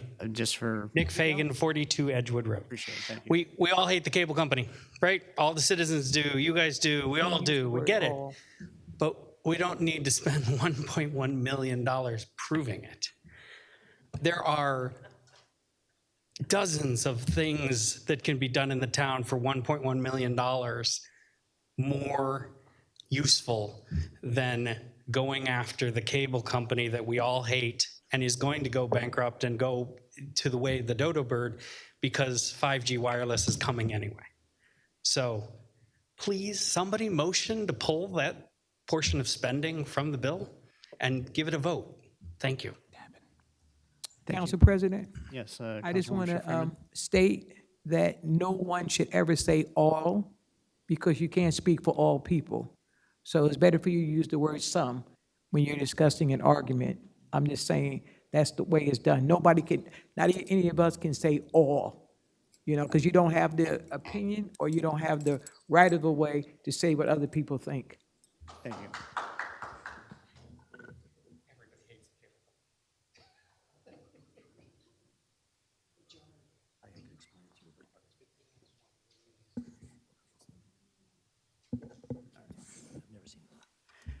Are there anyone else? Yes.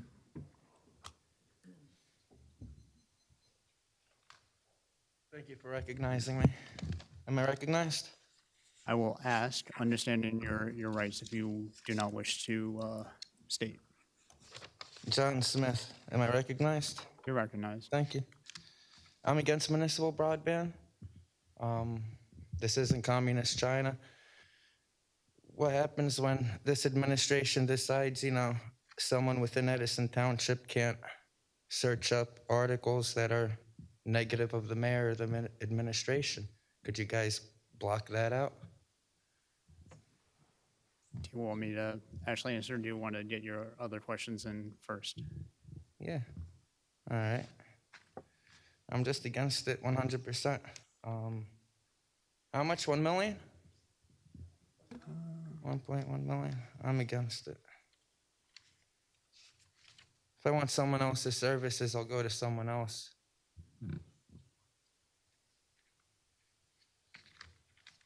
What's the ordinance number for this one? 2183. Okay.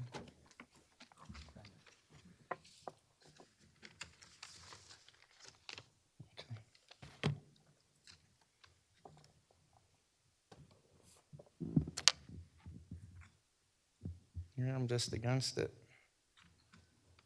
I don't support it.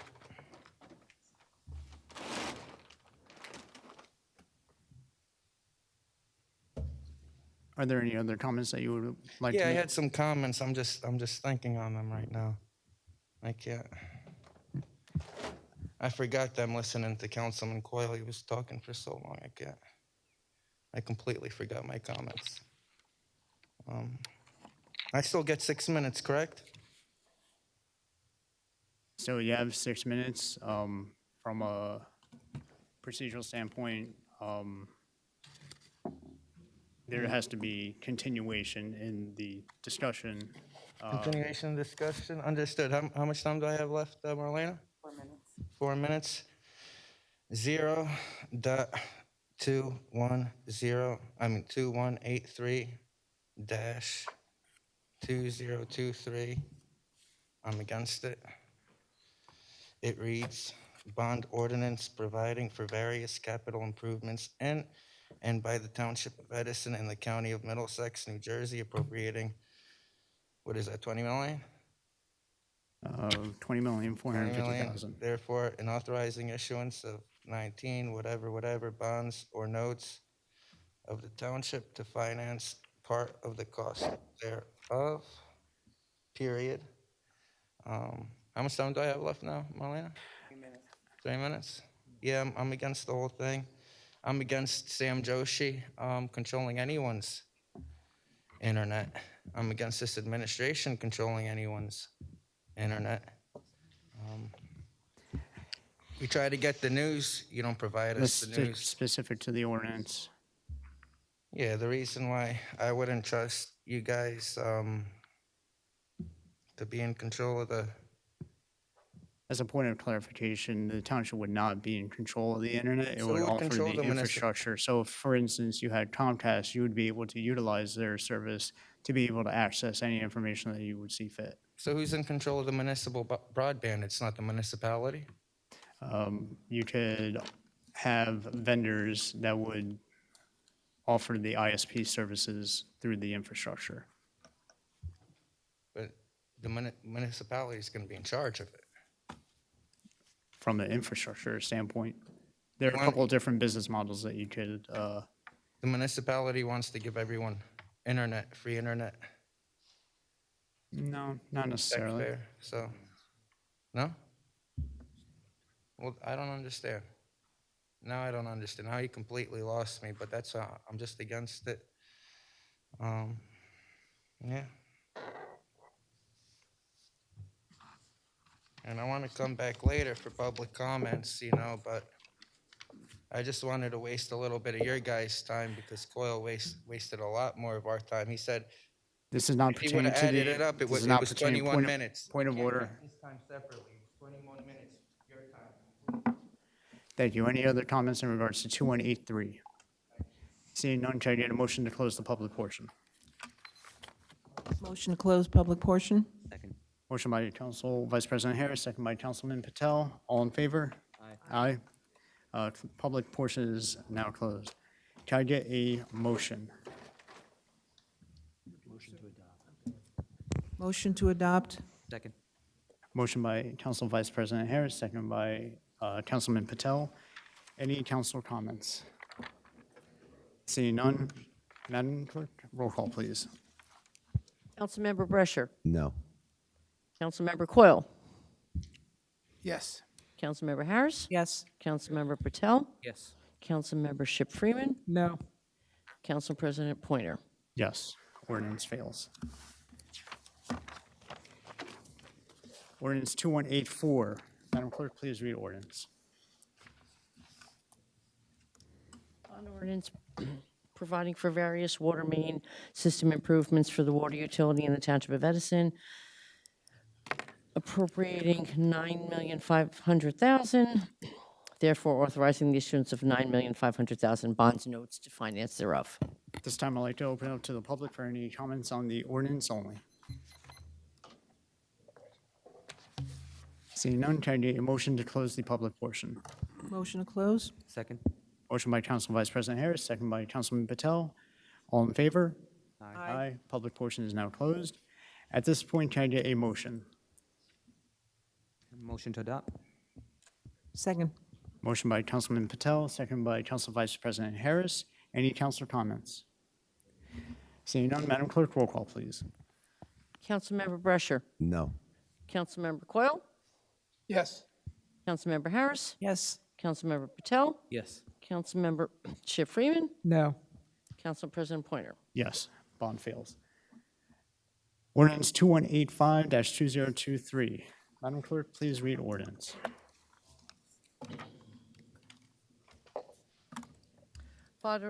Bond orders providing for pump station rehabilitation and repair to the sewer utility in the township, appropriating $18 million, therefore authorizing the issuance of $18 million bonds or notes of township finance thereof. This time, I'd like to open up to the public for any comments. Seeing none, can I get a motion to close the public portion? Motion to close public portion? Second. Motion by Council Vice President Harris, second by Councilman Patel. All in favor? Aye. Aye. Any opposed? Public portion is now closed. At this point, can I get a motion? Motion to adopt. Second. Motion by Councilman Patel, second by Council Vice President Harris. Any council comments?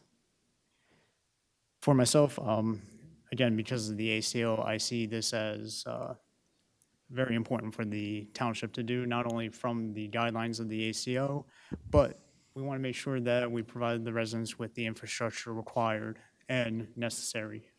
Thank you. Madam Clerk, roll call, please. Councilmember Brescher. Yes. Councilmember Coyle. Yes. Councilmember Harris. Yes. Councilmember Patel. Yes. Councilmember Ship Freeman. Yes. Council President Pointer. Yes, ordinance passes. Ordinance 2186-2023. Madam Clerk, please read ordinance. Bond ordinance providing for the township-wide water meter replacement project for the sewer utility ended by the township to appropriating $8,850,000. Therefore, it authorizing the issuance of $8,850,000 in notes. Time I'd like to open up to the public for any comment. Yes.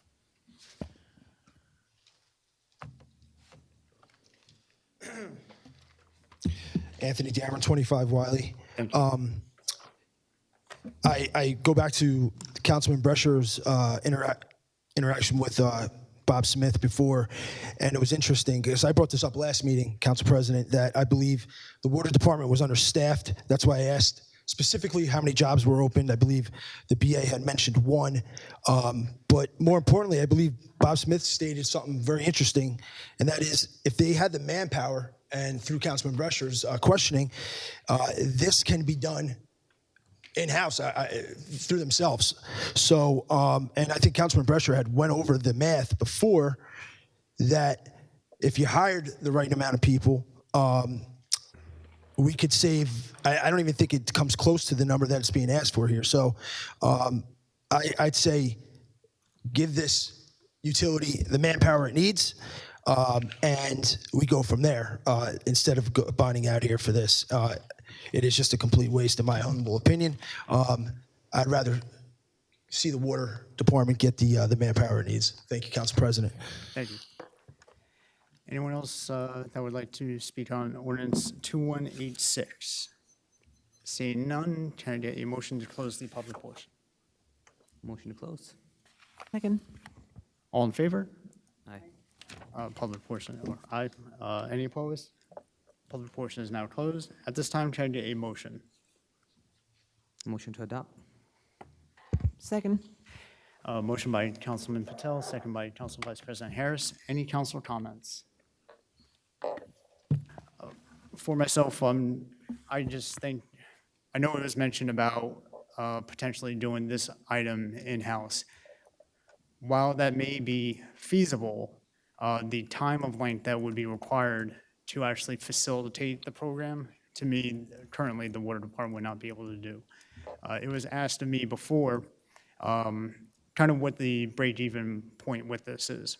It would be my best educated guess that on the smart meter aspect, we're looking at about a 7-year return on investment. In regards to the actual implementation, if we are able to see additional revenues from actual water being billed correctly in a shorter time span versus doing it in-house at a prolonged period, those costs that we would be incorporating or having from a labor perspective would actually be recouped much sooner. So to me, I think that there is a net benefit in total. Thank you. At this time, Madam Clerk, roll call, please. Councilmember Brescher. No. Councilmember Coyle. Yes. Councilmember Harris. Yes. Councilmember Patel. Yes. Councilmember Ship Freeman. No. Council President Pointer. Yes. Ordinance fails. Ordinance 2187-2023, Madam Clerk. 2187-2023. Madam Clerk, please read ordinance. Bond ordinance providing for gravity and pressure collection system assessment and rehabilitation for the sewer utility in the Township of Edison, appropriating $15 million, therefore authorizing the issuance of $15 million in bonds notes to finance thereof. Thank you. At this time, I'd like to open up to the public for any questions, comments, or concerns. Seeing none, can I get a motion to close the public portion? Motion to close. Second. Motion by Council Vice President Harris, second by Councilman Patel. All in favor? Aye. Any opposed? Public portion is now closed. At this time, can I get a motion on the ordinance? Motion to adopt. Second. Motion by Council Vice President Harris, second by Councilman Patel. Any council comments? Again, relative to 2185, because of the ACO, not only the requirements there, but again, given the baseline for the sewer department to be able to function at its most efficient manner, I think that it would be important to authorize this. At this time, Madam Clerk, roll call, please. Councilmember Brescher. No. Councilmember Coyle? Yes. Councilmember Harris? Yes. Councilmember Patel? Yes. Councilmember Ship Freeman? Yes. Council President Pointer? Yes. Ordinance passes. 26, new business, proposed ordinances, public hearing sit down for Wednesday, September 27th, 2023. Madam Clerk, please read ordinance.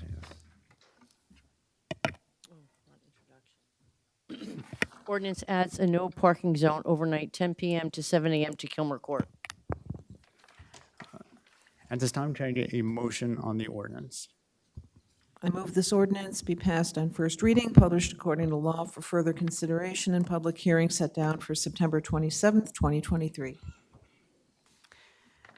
Is there a second? Second. Any councilor comments? Seeing none, roll call, please. Councilmember Brescher? Yes. Councilmember Coyle? Yes. Councilmember Harris? Yes. Councilmember Patel? Yes. Councilmember Ship Freeman? Yes. Council President Pointer? Yes. Ordinance 2189, Madam Clerk, please read. Ordinance adds a no parking zone to a section of National Road. Can I get a motion on the ordinance? I move this ordinance to be passed on first reading, published according to law for further consideration and public hearing set down for Wednesday, September 27, 2023. Second. Motion by Councilman Patel, second by Council Vice President Harris. Any council comments? Seeing none, roll call, please. Councilmember Brescher? Yes. Councilmember Coyle? Yes. Councilmember Harris? Yes. Councilmember Patel? Yes. Councilmember Ship Freeman? Yes.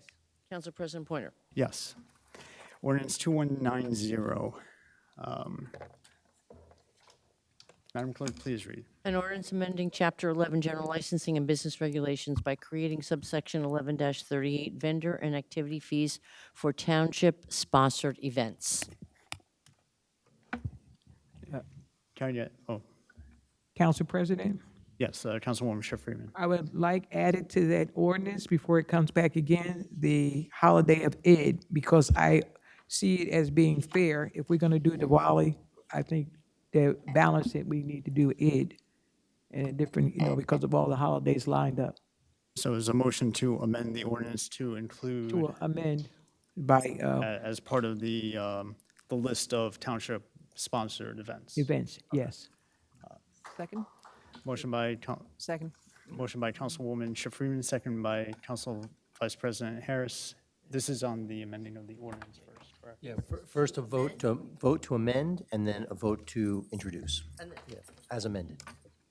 So this is amendment, and we have Ship, and then Harris was second, right? Yes. So this is a roll call on the motion to amend.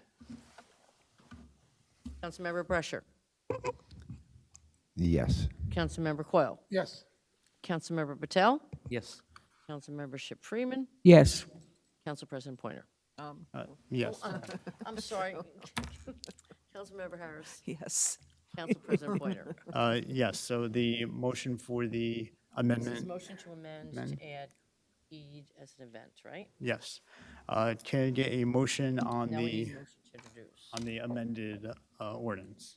I move this ordinance be passed on first reading, published according to law for further consideration and public hearing set down for September 27th, 2023. Second. Motion by Council Vice President Harris, second by Councilwoman Ship Freeman. Any council comments? Seeing none, Madam Clerk, roll call, please. Councilmember Brescher? Yes. Councilmember Coyle? Yes. Councilmember Harris? Yes. Councilmember Patel? Yes. Councilmember Ship Freeman? Yes. Council President Pointer? Yes. At this time, I'd like to open up to public comment on the resolutions only. Mr. Fagan?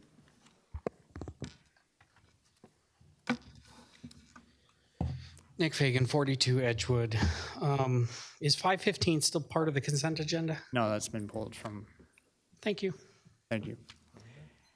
Any other, yes.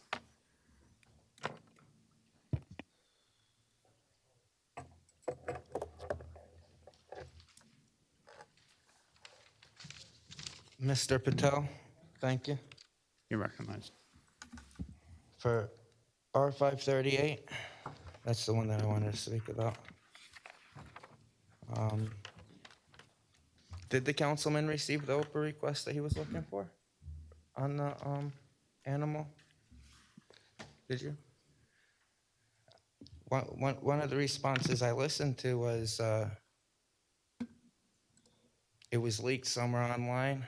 I'd like to keep it strictly to the resolution only, which is on the increased permissible expenditures of the vet that's on the resolution.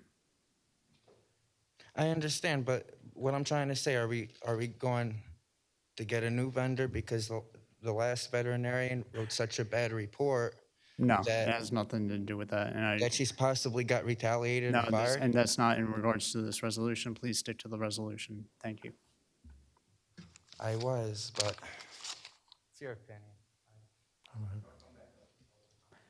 Thank you. Mr. Basil. Mr. Basoff?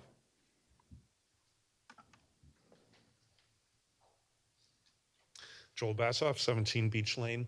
I have a suggestion regarding Resolution 523 that's authorizing the overpayment for refunds caused by successful tax court appeals.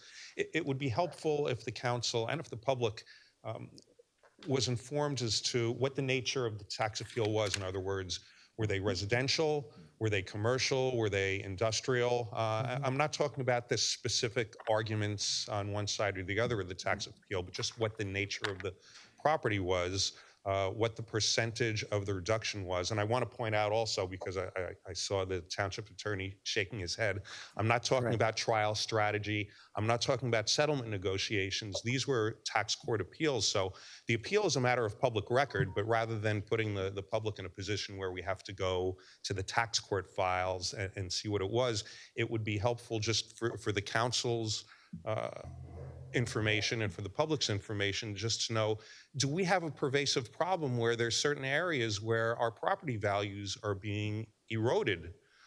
Or should the tax assessor be doing something differently? These approvals of the refunds, it seems like it's just taking place in a vacuum. The one on this agenda is not the only one that we've had.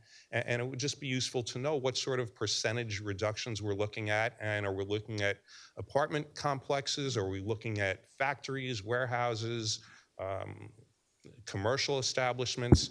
We just don't know. So that's my suggestion on that. And then there are also resolutions pertaining to the purchase of vehicles, 534 and 535. And it seems like on almost every agenda, we have resolutions authorizing the purchase of vehicles. And I just wonder at this point, do we even know how many vehicles the township has? Who's keeping track of that? What are the ages of the vehicles? What's the mileage on the vehicles? And who's the authorized person to use each of these vehicles? Who are they primarily being used by? And I would think that it would be helpful for both the council and the public, maybe whenever there's a proposal to purchase a vehicle, if the council got an updated spreadsheet showing the township's fleet, the list of vehicles, the ages, the primary users. And this way, instead of this being done on a piecemeal basis, we'd have a total picture of what the township's fleet situation is. So that's my suggestion. Thank you. Thank you. Just as a point of clarification in regards to the appeal, and I won't go into specifics, we can discuss that offline. The council does receive backup information pertaining to those specifics that you talk about. Whether you agree in regards to strategy aspect or what should be put out versus not, we can discuss that further. Yeah, the real question is there an area in which our property values are being eroded? And is that something that has to be addressed in some way? There's no short answer on that. I'm happy to go into the weeds on the offline if that's okay. Okay, thank you. Thank you. Yes, Mr. Danner.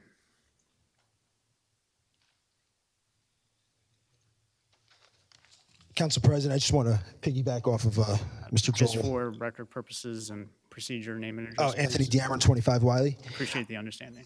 No problem, Council President. As far as the vehicle is concerned, I would just like to know how many, outside of the chief of police, the fire chief, and that's obviously understandable why they have cars, take-home cars themselves, and I believe the mayor now. Can we get a number on how many other officials in in township that work for the township have take-home vehicles? And I'd like to know that number and who they are, because it's really hard for me to believe in if that number exceeds who we just spoke about, the chief of police, fire chief, and the mayor. You know, DPW has using 20-year-old cars, several of them. There's, you know, it sounds like it's a struggle to get them vehicles.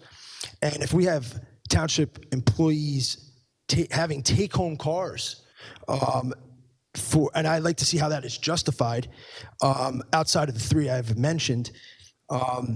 You know, we could start there, because it's if our DPW is struggling to get vehicles in other departments, and you know, we have employees that are having take-home cars, that's a good place to look at to see where we could, you know, find a way to cut some cost and get these other departments the vehicles they need. Thank you, Council President.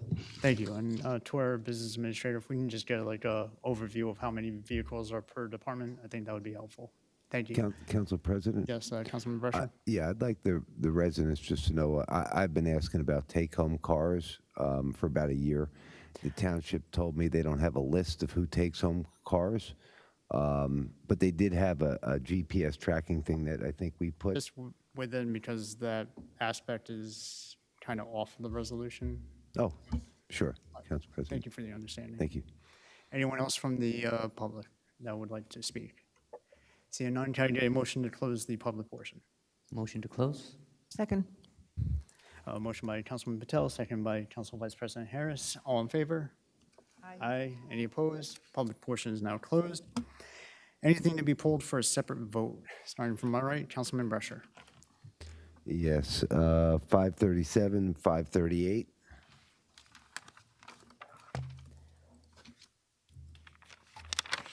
Councilman Coyle. We done, Richard? Yes. 534. Council Vice President Harris. None, sir. Councilman Patel. None, sir. Councilwoman Schiff-Freeman. Not today. And none on my end. So the consent agenda will consist of 520 through 533, 535, and 536, and 539.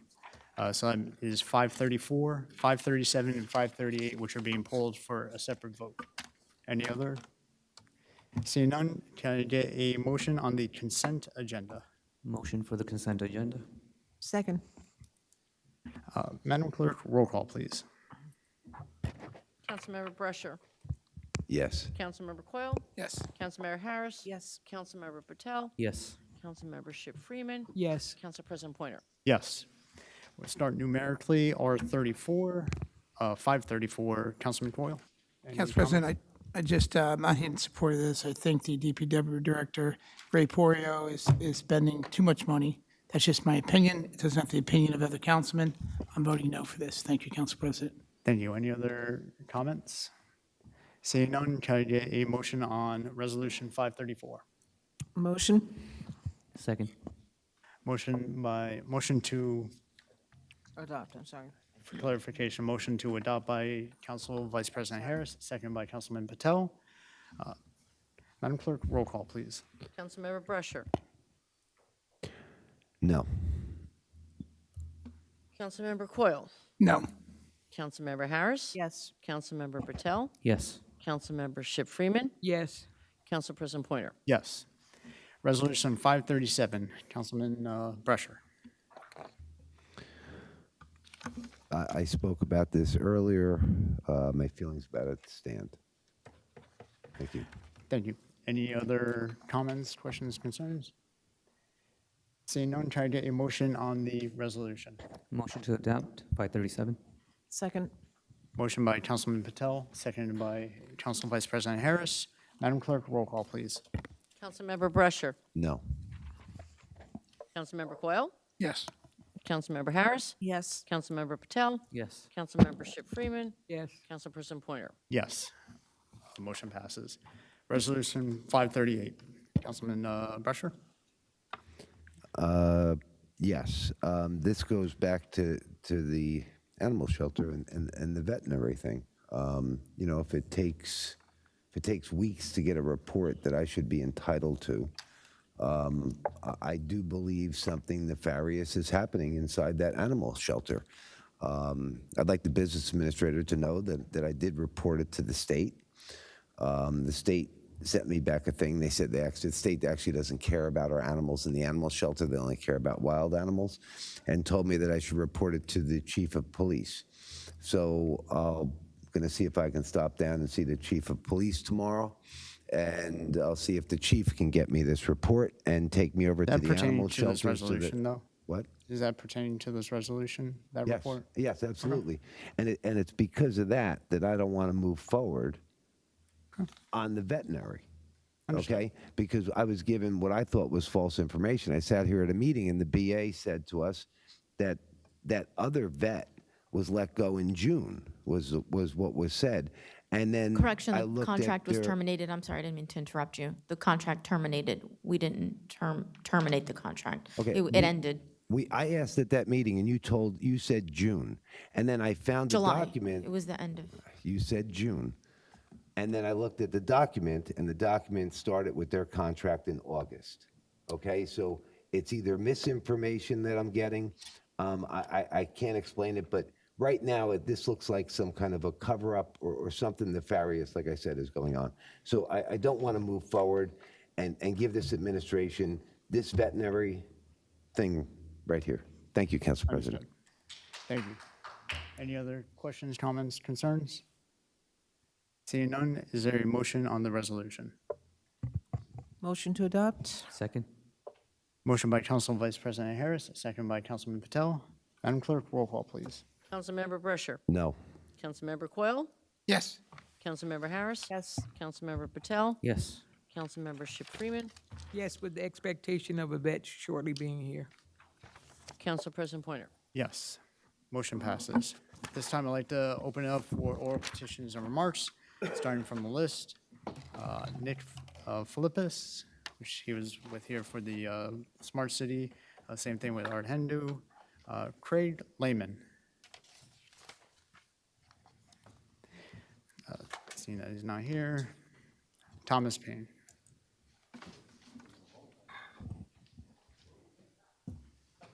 I wrote down Thomas Payne, but I'd like to be called Mr. Patel. Thank you. You're recognized. Thank you. I'd like Ellen Arthur on the commission. Why Ellen Arthur is not on the commission? Is Jayesh Mehta the person that we put on the Human Relations Committee?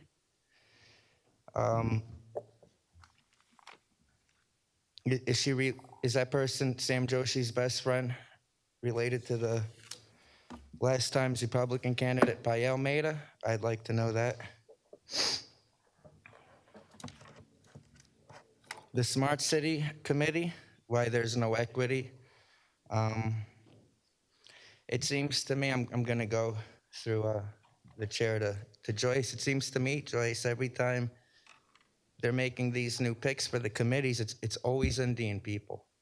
If you're Indian, your resume gets automatically pushed through. If you're white, black, Latino, your resume doesn't just get thrown away, they rip it apart. That's how it seems like it's going here. I mean, if you look at all the appointments, it's all Indians. There's more than Indian people in this town. So that's probably your answer why Ellen Arthur's thing got thrown away. Maybe they don't like black females, Joyce. That's a question you gotta find out. The Edison teacher caught with child pornography on their computer. That's the BOE's business, but we gotta hire better teachers. Gotta do something to hire better teachers. That's not your thing, but I still wanna complain about it. I wanna complain I wasn't going to come today, but I saw the library meeting yesterday. You all claimed you didn't see the library meeting. Very convenient for you all. I know you were there. You don't count because you were there. But yeah, I want to ask, of course, the lawyer is not here, no-show lawyer. But yeah, I think we're going to get another lawsuit, thanks to Tony DePascal for talking about an employee without giving them a rice notice. So they didn't learn that the last time. Nobody learns their lessons. And then his excuse was they didn't have to rice notice them, it was a vendor. It's not true, it's a lawyer. Do you have to rice notice the lawyer when you're gonna terminate his contract and speak about him publicly? No, you don't have to talk about it? All right. I like that lawyer, Brad. He's a cool lawyer. He gives everybody their unlimited time to speak. And then they bully him. They tried to remove him. You didn't see they tried to remove him? Do you think you and Joyce could pass a resolution to remove the Coughlin Law Firm? Are you aware that, Council President, are you aware that Mr. Raynone and Raynone's law firm comes into the library board meetings, lies to the trustees, gives them the wrong legal advice, and then when the lawyer Brady exposed that, all of a sudden they want to terminate lawyer Brady? Are you gonna put these lawyers in their place? Tell them to stay in their lane and not to show up to BOE meetings and not to show up to library board meetings, that it's not their place? I'm just a little bit, because the last time this happened, Sam Joshi the last time he tried to fire somebody, it was because they wouldn't move the reserve funds to BCB Bank, which is Coughlin's law firm. And now here we got Coughlin's law firm working for us. You don't think that's a conflict of interest? You don't think that's a coincidence? I think it's a coincidence. We had a moment of silence earlier for somebody. Are we going to have a moment of silence for the 2 lives lost due to DUI from an Edison police officer while he was off duty? We should do a moment of silence for that as well. But I blame you guys for that, because when you guys lower the qualifications for a police officer, you understand? I blame you guys for that. Maybe if he was never a police officer, he wouldn't have felt like a god, and maybe he would have followed the law. So keep hiring these low IQ individuals. Are we going to do something with Tony DePascal? His misogyny at yesterday's meeting, just nonstop screaming, nonstop wouldn't allow the board to continue on their work. 1 minute left. Thank you. Nobody says nothing about it, but when Councilman Brescher has real stuff to talk about, y'all are always trying to remove him. Joe Coyle's misogyny. The real reason I came, Joyce, was because of the misogyny that Joe Coyle was displaying to you. That's disgusting. I voted for Joyce, so when I find it disgusting that when we have a council person speaking, and it's not just the one time. I can count up at least 15 times he tried to stop Joyce from speaking, and nobody up there really says anything about it. I mean, does she not have a right to speak? Why are we violating the civil rights of council people? First it was Brescher, now we're violating Joyce's rights. It's disgusting. Are we going to remove Tony DePascal from the library board based on yesterday's? Maybe you should ask the chief of police to watch the library board meeting yesterday and see if he was expired. Expired? Intimidation. There was a lot of intimidation going on. Thank you. Russell Azzarello? Thank you.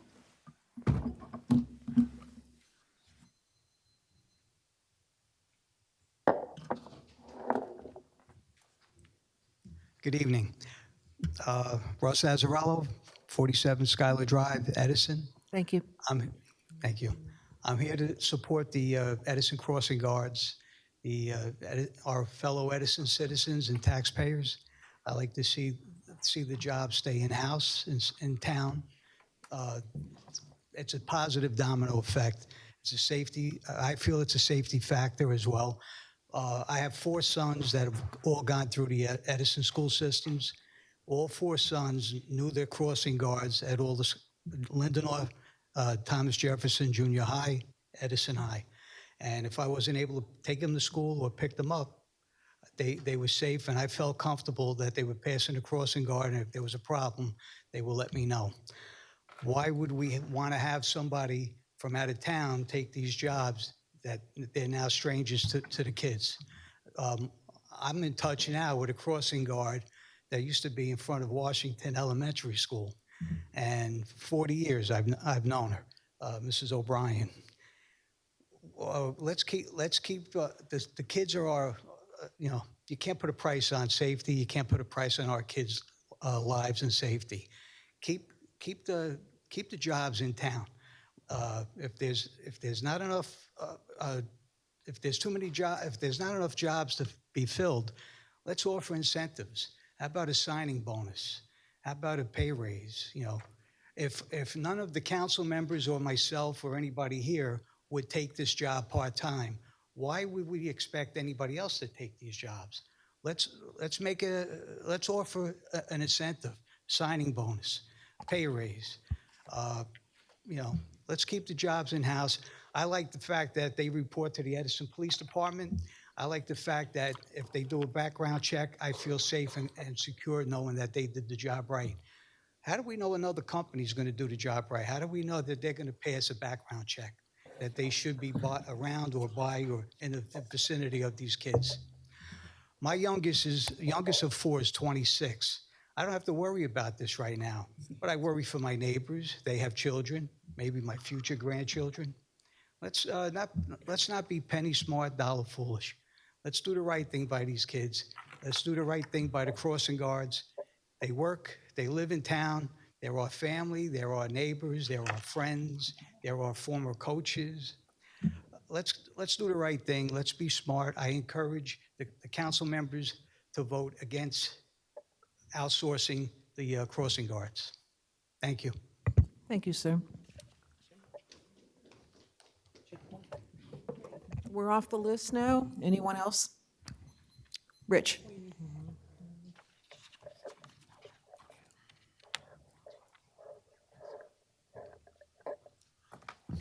Rich Sweeney, 313 Sutton's Lane. I asked a question last week, and I never got an answer after I sat down, but did Art Zafelli live in town? And I didn't get an answer, but I can wait again. The other question I have is, does the VIN group, through the chair to the business administrator, does the VIN group make any money off Edison taxpayers?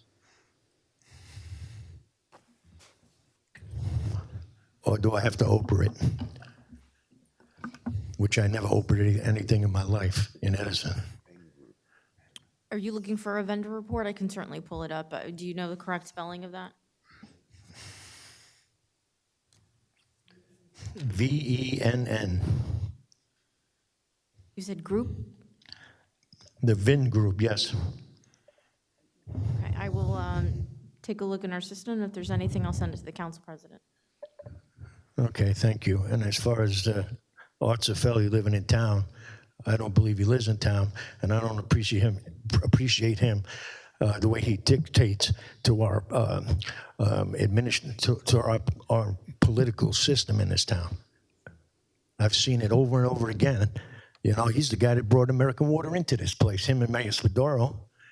And here we are today, still talking about water.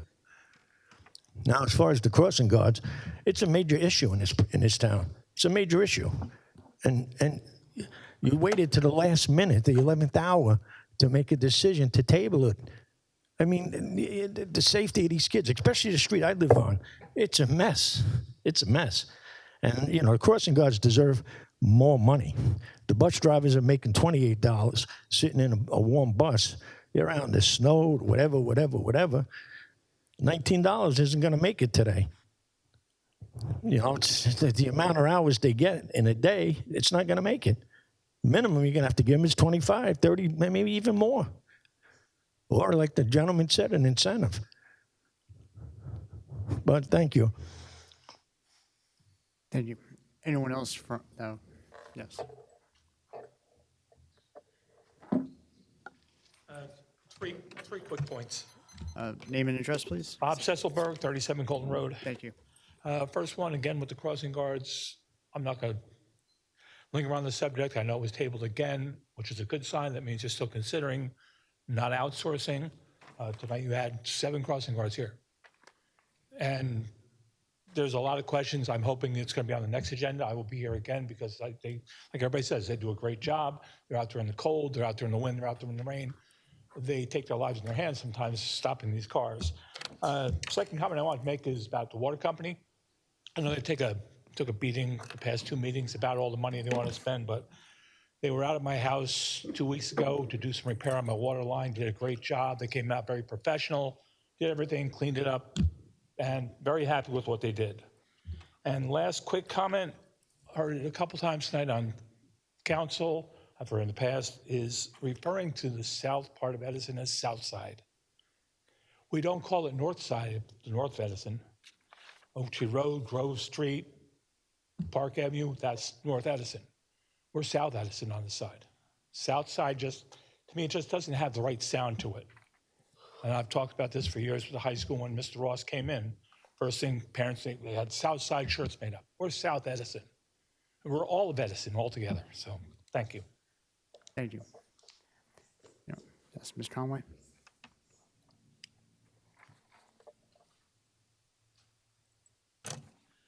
Elizabeth Conway, 20 Netherwood Circle. First of all, I'd like to say how glad I am that Nisha Kumar was finally put on the agenda to be part of the Human Relations Commission. And at this time, we are still moving at a snail's pace to fill this commission because it is a mandated group. So if you have any influence on moving this forward, I'm sure you can do it. Number 2, the crossing guards. The crossing guards are part of our town. And it's a security item to always keep it within us. To talk about privatization, you would lose power over the employees that you hire. Now, I don't know if anybody from Woodbridge or Highland Park would apply for the jobs, but as long as we still have the power to take care of our own employees is most important. And I feel bad that it's been tabled twice because now you're keeping the crossing guards in limbo. Who am I really working for? So I would really suggest that as soon as possible, you decide we're not going to go in that direction. And we are, I think the incentive way is the way to go because that's the only way you're going to get people to understand, well, maybe this is worth me trying to do this. So I really would ask you to go in that direction. The third thing I'm going to bring up is my husband and I like sitting in the front porch or in the driveway of our house, and people walk around my circle, Netherwood Circle, round and round they go, and they always seem to stop because they see me at these meetings and they figure, oh, you can take care of it. Well, no, I can't. The Inman Avenue train tracks are in disrepair. Not the tracks themselves, but the road. And going over the train tracks, one of my neighbors was very concerned because she was afraid at one point, if you're going toward South Plainfield, there's a lot of missing parts of the street. And she was actually afraid that her car was going to get stuck. My husband and I went by, and it is in disrepair. It needs to either be repaved or done something. And it is a major thoroughfare in Edison. Even though we don't own it, we still take the blame for Inman Avenue. I know DPW has been wonderful. I see them mowing all the time, and it looks so much better. But once you get to the train tracks, it's holding up traffic because people are going slower to get across. If you have any kind of influence, I know it doesn't belong to us, but if you have any influence as to who to talk to about having someone come in and take care of it. It's a well-used road, and I'm afraid something might happen in the long run. And the last thing I'm very disturbed at is Plainfield Road, with the sign that they're closing part of it down starting, I guess, just Sunday. Bad timing. You've got Catholic High School on that road. You've got Woodrow Wilson that's off to the side. You've got Woodbrook off to the side. Now, it might not directly affect them, but the traffic to get to them, I am so glad I do not have children going to any of those schools. And I'm very upset that they would think that this is okay. I know we probably don't have any kind of push because it's supposed to be happening, but in the future, I would really like it if something could be done about having more control over our township, even though the roads may not belong to us. Thank you. Thank you. Anyone else? Yes, Mr. Fagan.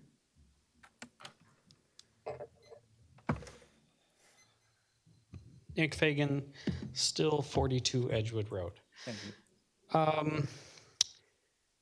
I'm a fan of the DPW director and his work so far. I've only lived in the town for a little bit, but every time I've ever called his office or seen other residents call on his office to do things, things get done. So the guys, he gets the work done. So I'm a supporter.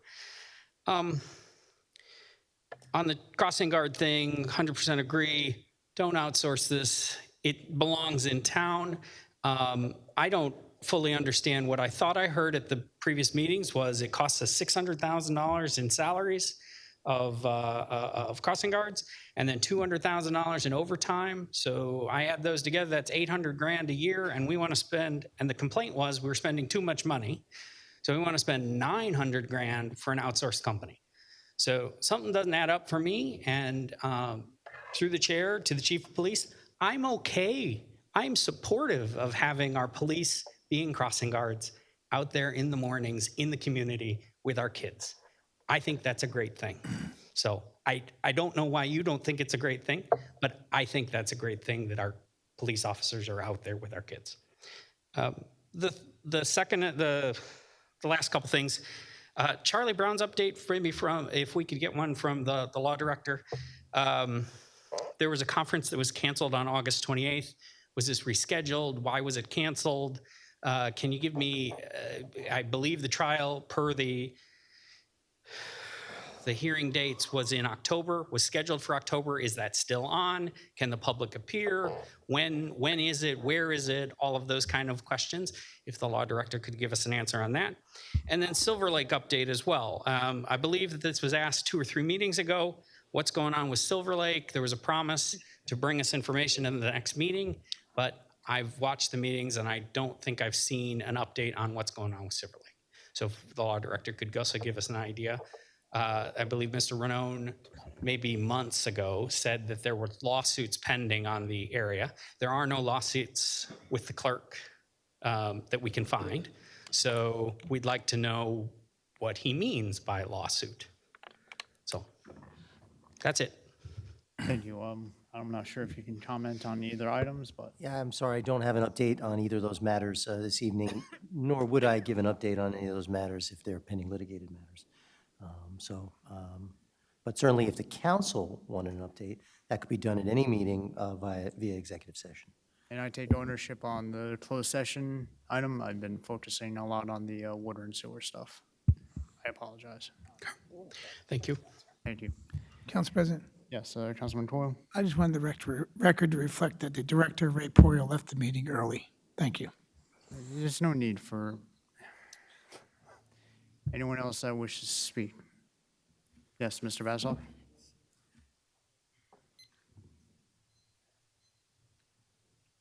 Joel Bassoff, 17 Beach Lane, and at this hour, I don't blame anyone for leaving the meeting early. I wish maybe I had. But But there are several items that I wish had been on the agenda but weren't. First of all, several meetings ago, there was a proposed ordinance to amend the definitions for warehouses and distinguish it from distribution centers, fulfillment centers, and truck terminals. It would be useful to have an update on where that stands because that's a live issue. There are several proposals pending before either the zoning board or the planning board that involve warehouses and other similar types of facilities, and we really have to update our definitions. So I'd ask that there be some progress on that. I'm also waiting for a progress report on the Silver Lake Glendale purchase, and I know people watching the meeting are eagerly awaiting an update on that. And on the issue of public advocate, I want to thank the members of the council who have worked very diligently to move that forward. We're making progress. And just in case there's anyone who's still skeptical about the need for that, I would just pose a question to the skeptics. Well, first of all, I'd point out that there are several issues pending in Edison where residents have gone out and reached into their own pockets to pay for a professional planner and in some cases a land use lawyer because they need to protect the value of their properties. And of course, it's the value of their properties that's the basis for our property tax revenue. They're defending our master plan. They're defending our zoning ordinance. So essentially what the township is doing now is privatized the defense of the master plan and the zoning ordinance and telling residents who are paying their property taxes that if there's a development project going on in your neighborhood that's really detrimental, you're on your own for defending your property values and your quality of life. So my question to anyone who's still skeptical as to the need for a public advocate, my question is, what will you tell those residents who are paying dearly out of their own pocket to do the township's work? Why is it better that they're not getting help from the township to protect their property values and to defend their quality of life? Why don't they deserve help from the township for that? So that's my rhetorical question for that. And finally, I also join in the people that are eagerly awaiting to see the report on the animal shelter. It's really unconscionable that we haven't been able to see that yet. Thank you. Thank you. Any other public comments? First time speaker, second time is in rebuttal. Yeah, if you come up and then go out and another speaker is recognized, then the next portion would be on the rebuttal. So it has to be in, is it in a rebuttal to? Well, it's pertaining to what I mentioned before. If it's and pertaining to what you had mentioned before, then as a. To the form of a- crossing guards, I can't say something? No, you in cannot. regards from a proper rebuttal standpoint, The sir. other thing is with Councilman Coyle, Sir, Speaker's out of order. I can't continue. In proper form in regards to the rebuttal, it is a topic that you did not originally discuss I on. didn't discuss, correct.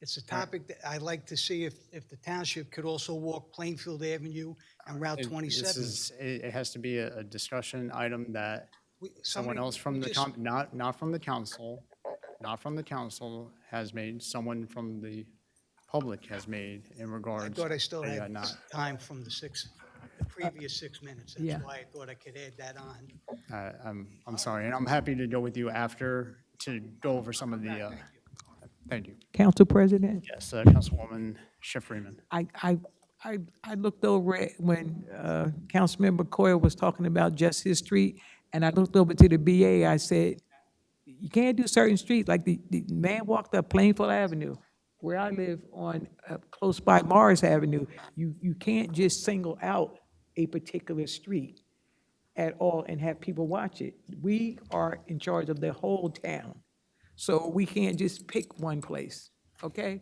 And so I spoke with her about it, and I said, just don't pick on one place. We need to see all the places. That will make our residents happy. Understood, thank you. Any other first-time speakers? Any rebuttals? Seeing none, can I get a motion to close the public portion? Motion to close public portion? Second. All in favor? Aye. Aye. Public portion is now closed. Can I get a motion to adjourn? Motion to adjourn. Second. Motion by Councilwoman Patel, second by Council Vice President All in Harris. favor? All in favor? Aye. Aye. This meeting stands adjourned.